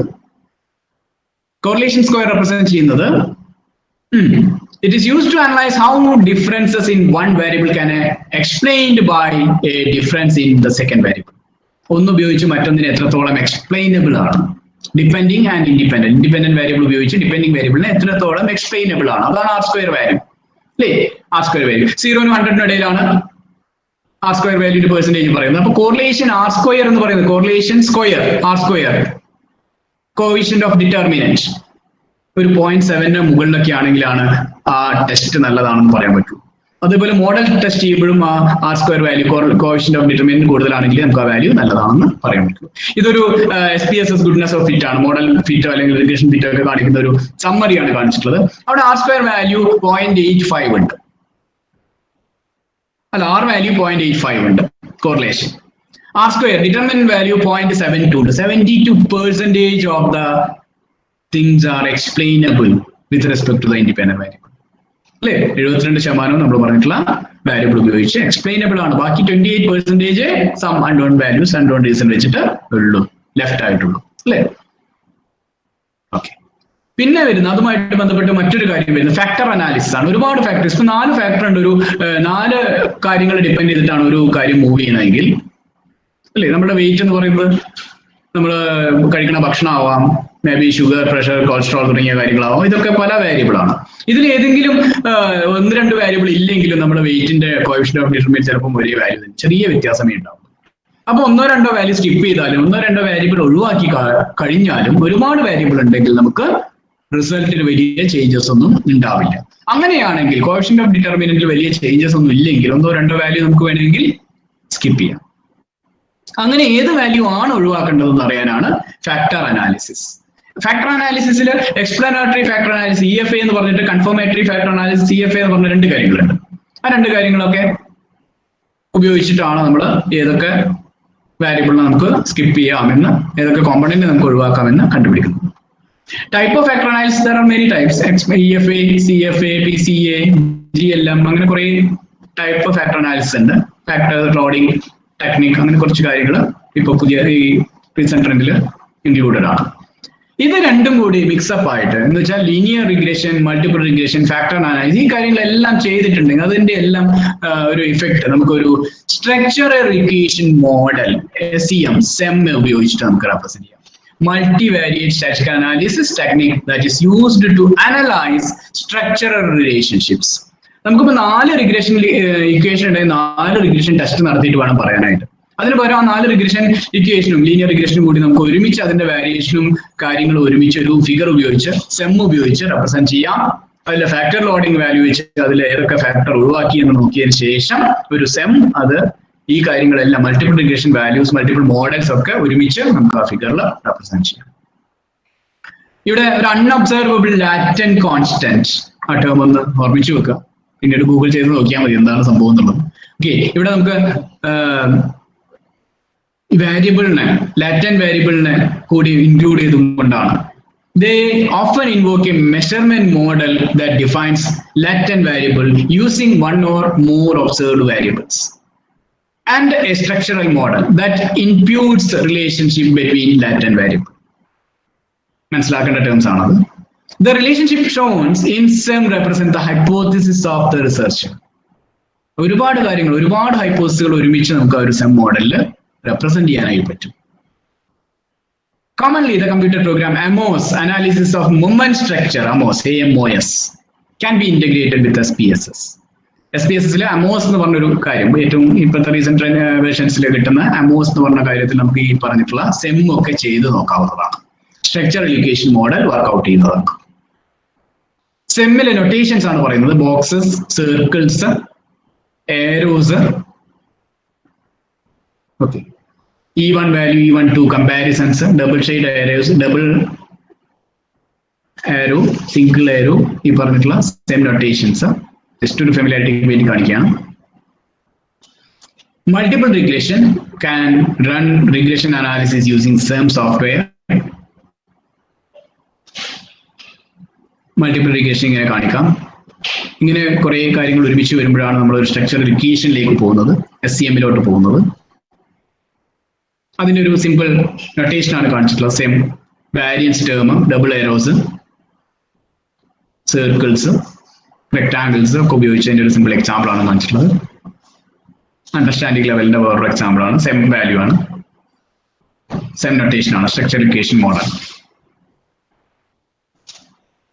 Cos for the increase of credit. ഇവിടെ CR1, CR2, CR8 വരെ ഉപയോഗിച്ചു. ചിലപ്പോൾ CR12 വരെ കണ്ടിട്ടുണ്ടാവും. ഒരു 4 ഫാക്ടർ ഉപയോഗിച്ച്, ഫാക്ടർ അനാലിസിസ് ഉപയോഗിച്ചിട്ട് സ്കിപ്പ് ചെയ്തിട്ടുണ്ടാവും.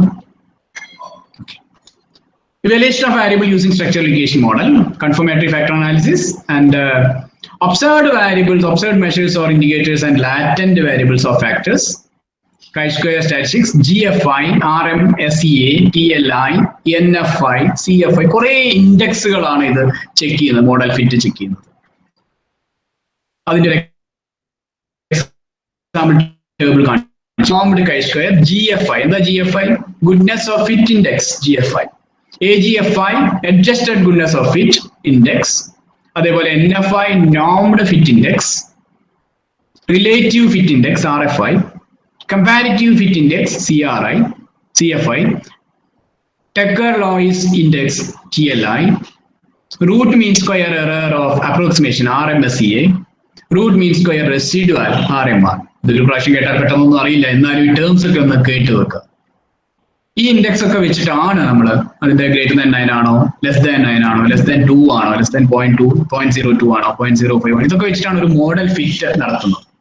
ഓക്കെ,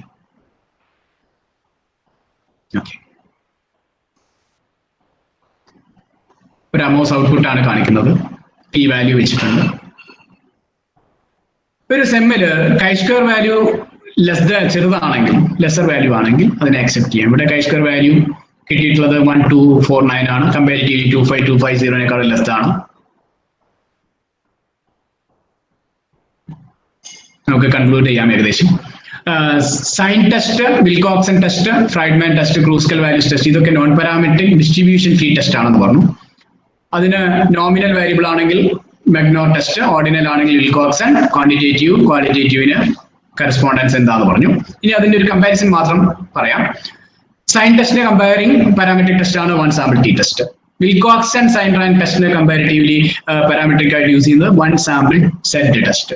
ഫ്രെഡ്മാൻ ആണെങ്കിൽ 2-way അനോവ. ക്രസ്കൽ വാലി ആണെങ്കിൽ 1-way അനോവയാണ് പാരാമെട്രിക് സബ്സ്റ്റിറ്റ്യൂഷൻ. മാൻവിറ്റ്നി ആണ് parametric substitution, independent sample T test ആണ്. വിൽകോക്സൺ റാങ്ക് സാം ടെസ്റ്റിന് corresponding parametric value paired T test ആണ്. ഇത് നമുക്ക് എപ്പോഴും സംശയമാകുന്ന കുറച്ച് കാര്യങ്ങളാണ് ഈ ടേബിൾ റെപ്രസെന്റ് ചെയ്യുന്നത്. വളരെ ഇമ്പോർട്ടന്റ് ആയിട്ടുള്ള ഒരു ടേബിൾ ആണ് ഈ കാണിക്കുന്നത്. സ്പിയർമാൻ റാങ്ക് കോറിലേഷൻ കോഎഫിഷ്യന്റ് സാധാരണ കോറിലേഷൻ കോഎഫിഷ്യന്റ് ടെസ്റ്റ് ആണ്. മൂഡ്സ് മീഡിയൻ ടെസ്റ്റ് ആണ് 1-way അനോവയ്ക്ക് വേറൊരു corresponding non parametric test. Okay, parametric and non parametric substitution ആണ് കാണിച്ചിട്ടുള്ളത് കമ്പാരിസൺ. അതുമായി ബന്ധപ്പെട്ടുള്ള ഒരുപാട് ഫ്ലോ ചാർട്ടുകൾ നമുക്ക് കിട്ടും. കണ്ടിന്യൂസ് ആൻഡ് ഡിസ്ക്രീറ്റ് ഡാറ്റയ്ക്ക് നോമിനൽ ആണോ, ഓർഡിനൽ ആണോ, നോർമൽ ആണോ, നോൺ നോർമൽ ആണോ, അതുമായിട്ട് കമ്പയർ ചെയ്യാനുള്ള കുറെ കറസ്പോണ്ടിങ് ഗ്രാഫുകളുണ്ട്. ഓക്കെ, അനോവ ചെയ്യാം. ഒരുപാട് ഫ്ലോ ചാർട്ടുകൾ നമുക്ക് അവൈലബിൾ ആണ്. എങ്ങനെയാണ് ടെസ്റ്റ് സെലക്ട് ചെയ്യേണ്ടതെന്ന് അറിയാനായിട്ടുള്ള ഒരുപാട് ഫ്ലോ ചാർട്ടുകൾ അവൈലബിൾ ആണ്.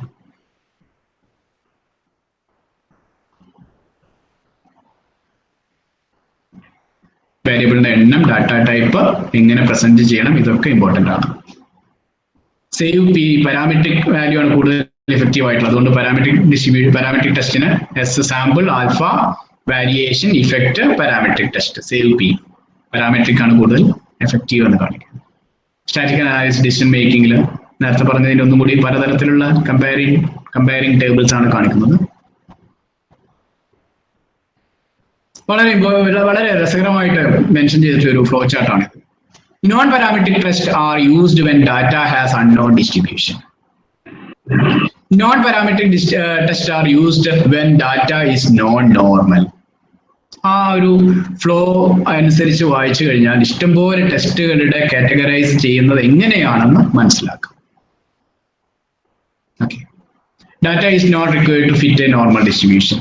Can be used without mean. Can be performed when data is skewed. Non പാരാമെട്രിക്കിന്റെ കാര്യമാണ് പറയുന്നത്. നോൺ പാരാമെട്രിക്കിന്റെ അഡ്വാൻറ്റേജസും കൂടിയാണത്. ഓക്കെ, പാരാമെട്രിക്കിനെ ബേസ് ചെയ്തിട്ട്. എന്നാലും ആദ്യം പറഞ്ഞു സേവ് പാരാമെട്രിക്. എപ്പോഴാണ് അതിന്റെ കമ്പാരിസൺ, എങ്ങനെയാണ്, ഏത് സമയത്താണ് നോൺ പാരാമെട്രിക്കും ഉപയോഗിക്കുന്നത്, പലതരത്തിൽ നമുക്ക് അതിനെ കമ്പയർ ചെയ്യാം. നോർമാലിറ്റി ടെസ്റ്റിൽ നേരത്തെ നമ്മൾ ഡിസ്കസ് ചെയ്തു ഏതൊക്കെ തരത്തിൽ നോർമാലിറ്റി ടെസ്റ്റ് നടത്താം എന്നുള്ളത്.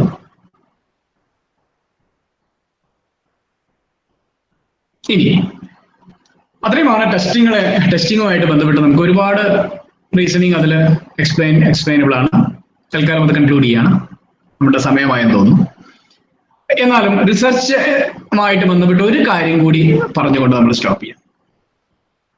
ഒറ്റ കാര്യം കൂടി. ഇപ്പൊ റിസർച്ചിൽ നമ്മൾ PhD അങ്ങനെ ഒരു റിസർച്ച് ചെയ്യുകയാണെങ്കിൽ കമ്പൽസറി ആയിട്ട് 2 UGC ജേണലില്, UGC അംഗീകരിച്ചിട്ടുള്ള ജേണലില് 2 പേപ്പർ പ്രസന്റ് ചെയ്യണം, പബ്ലിഷ് ചെയ്യണം. 2 പേപ്പർ പബ്ലിഷ് ചെയ്യണം. ആ UGC കെയർ പണ്ടൊക്കെ ആണെങ്കിൽ ഇഷ്ടം പോലെ ഇന്ത്യൻ ജേണൽസ് ഉണ്ടായിരുന്നു. ചെറിയ കാശൊക്കെ കൊടുത്തു കഴിഞ്ഞാൽ പെട്ടെന്ന് പബ്ലിഷ് ചെയ്യാൻ ഒരുപാട് ഓപ്ഷൻസ് ഉണ്ടായിരുന്നു. ഇപ്പൊ റിസർച്ചുമായി ബന്ധപ്പെട്ട് അതിന്റെ ഒരു ചെറിയൊരു ടിപ്പും കൂടി പറഞ്ഞ് നമുക്ക് സ്റ്റോപ്പ് ചെയ്യാം. ഇപ്പം UGC അത് മാറിയിട്ട് consortium for academic and research ethics എന്ന് പറഞ്ഞ് കെയർ എന്ന് പറഞ്ഞ് CARE കെയർ UGC കെയർ അതിന്റെ വെബ്സൈറ്റിലാണ് ഈ ജേണൽ ഡീറ്റെയിൽസ് കൊടുത്തിട്ടുള്ളത്.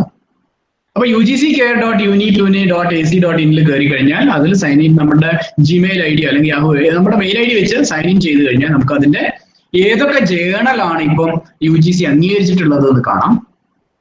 ഇപ്പൊ റിസർച്ച് കംപ്ലീറ്റ് ആവണമെങ്കിൽ 2 UGC ജേണൽ പബ്ലിക്കേഷൻ നമുക്ക് ആവശ്യമാണ്.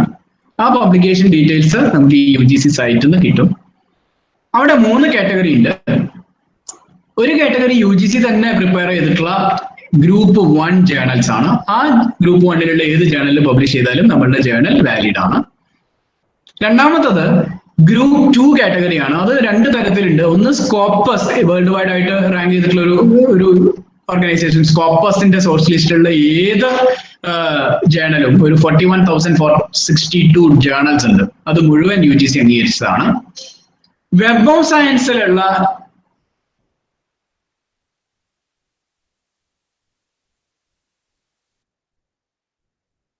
ഏതെങ്കിലും വരുന്ന ജേണൽസ് ആണ് നമുക്ക് അതോറിറ്റി അംഗീകരിച്ച് നമുക്ക് പബ്ലിഷ് ചെയ്യാനായിട്ട് പറ്റത്തുള്ളൂ. അത് പറയാൻ കാരണം ഇപ്പൊ ക്ലോൺഡ് ജേണൽ ഒരുപാട് വരുന്നുണ്ട്. നമുക്കൊക്കെ പറ്റുന്ന ഒരു അബദ്ധമാണ്, നമ്മളൊക്കെ പെട്ടെന്ന് മനസ്സിലാവാൻ പറ്റില്ല ഇത്.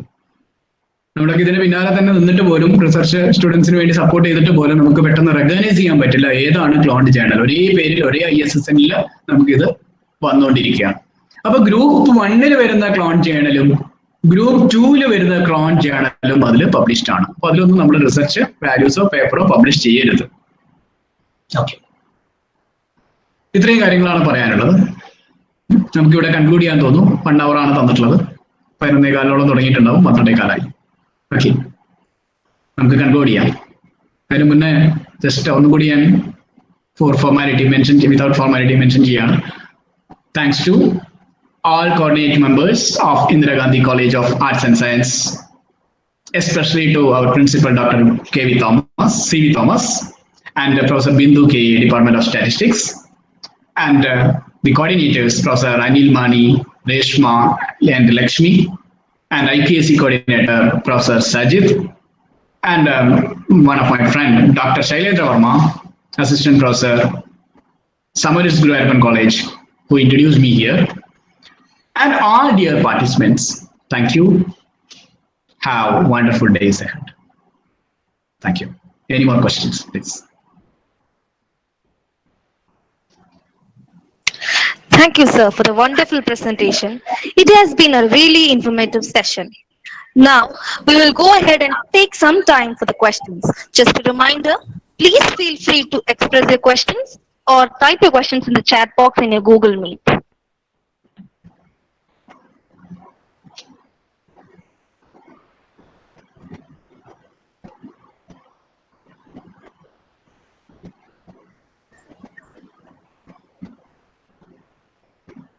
ഒരു കാര്യം കൂടി പറയാം. ഇത്രയും ടെർമിനോളജി ഒരുമിച്ച് കേട്ടാൽ പെട്ടെന്നൊന്നും ഒറ്റ പ്രാവശ്യം കേട്ടാലൊന്നും ഇത് ഒരുമിച്ച് നമുക്ക് മനസ്സിലാക്കി പോകാൻ പറ്റില്ല. കുറച്ച് ടേംസെങ്കിലും നമുക്ക് ഫെമിലിയർ ആയിട്ടുണ്ടാവും. എന്നാലും ഏതൊക്കെ ടേംസ് ആണ് ഇപ്പോഴും എഫക്റ്റീവ് ആയിട്ട് നമ്മൾ യൂസ് ചെയ്യേണ്ടത്, സിഗ്നിഫിക്കന്റ് ആയിട്ടുള്ള ടെർമിനോളജി എന്തൊക്കെയാണ്, അതൊക്കെ നമുക്ക് ഏകദേശം മനസ്സിലായി കാണുമെന്ന് പ്രതീക്ഷിക്കുന്നു. Okay,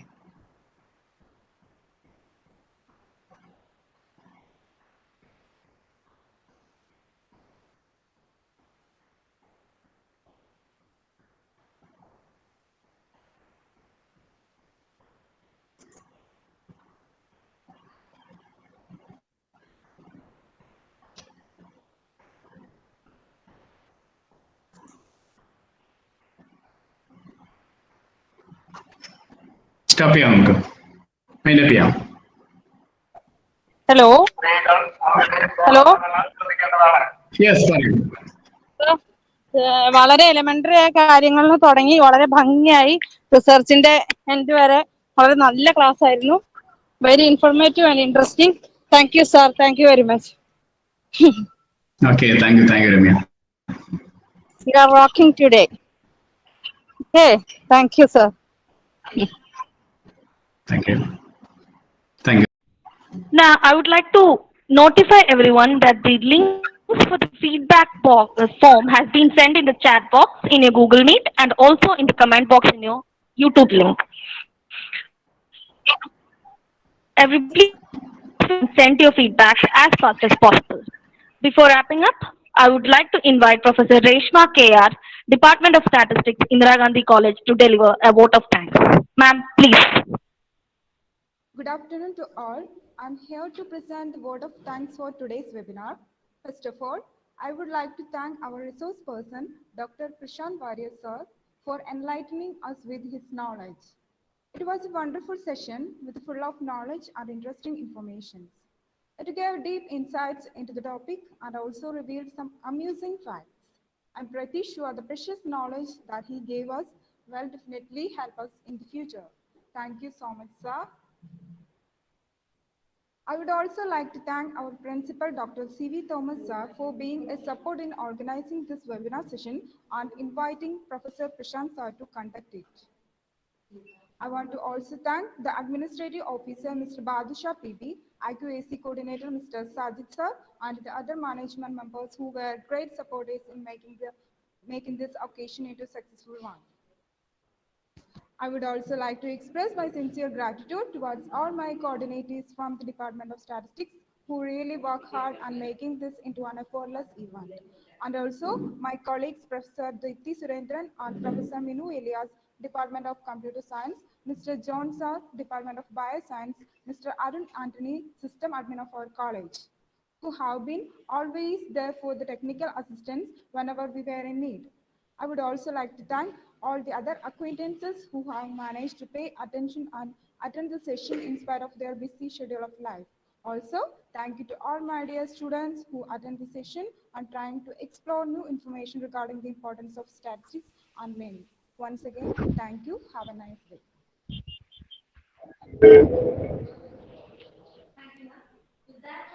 Thank you, ma'am. With that note, we have reached the end of today's session. Once again, thank you everyone. Have a nice day.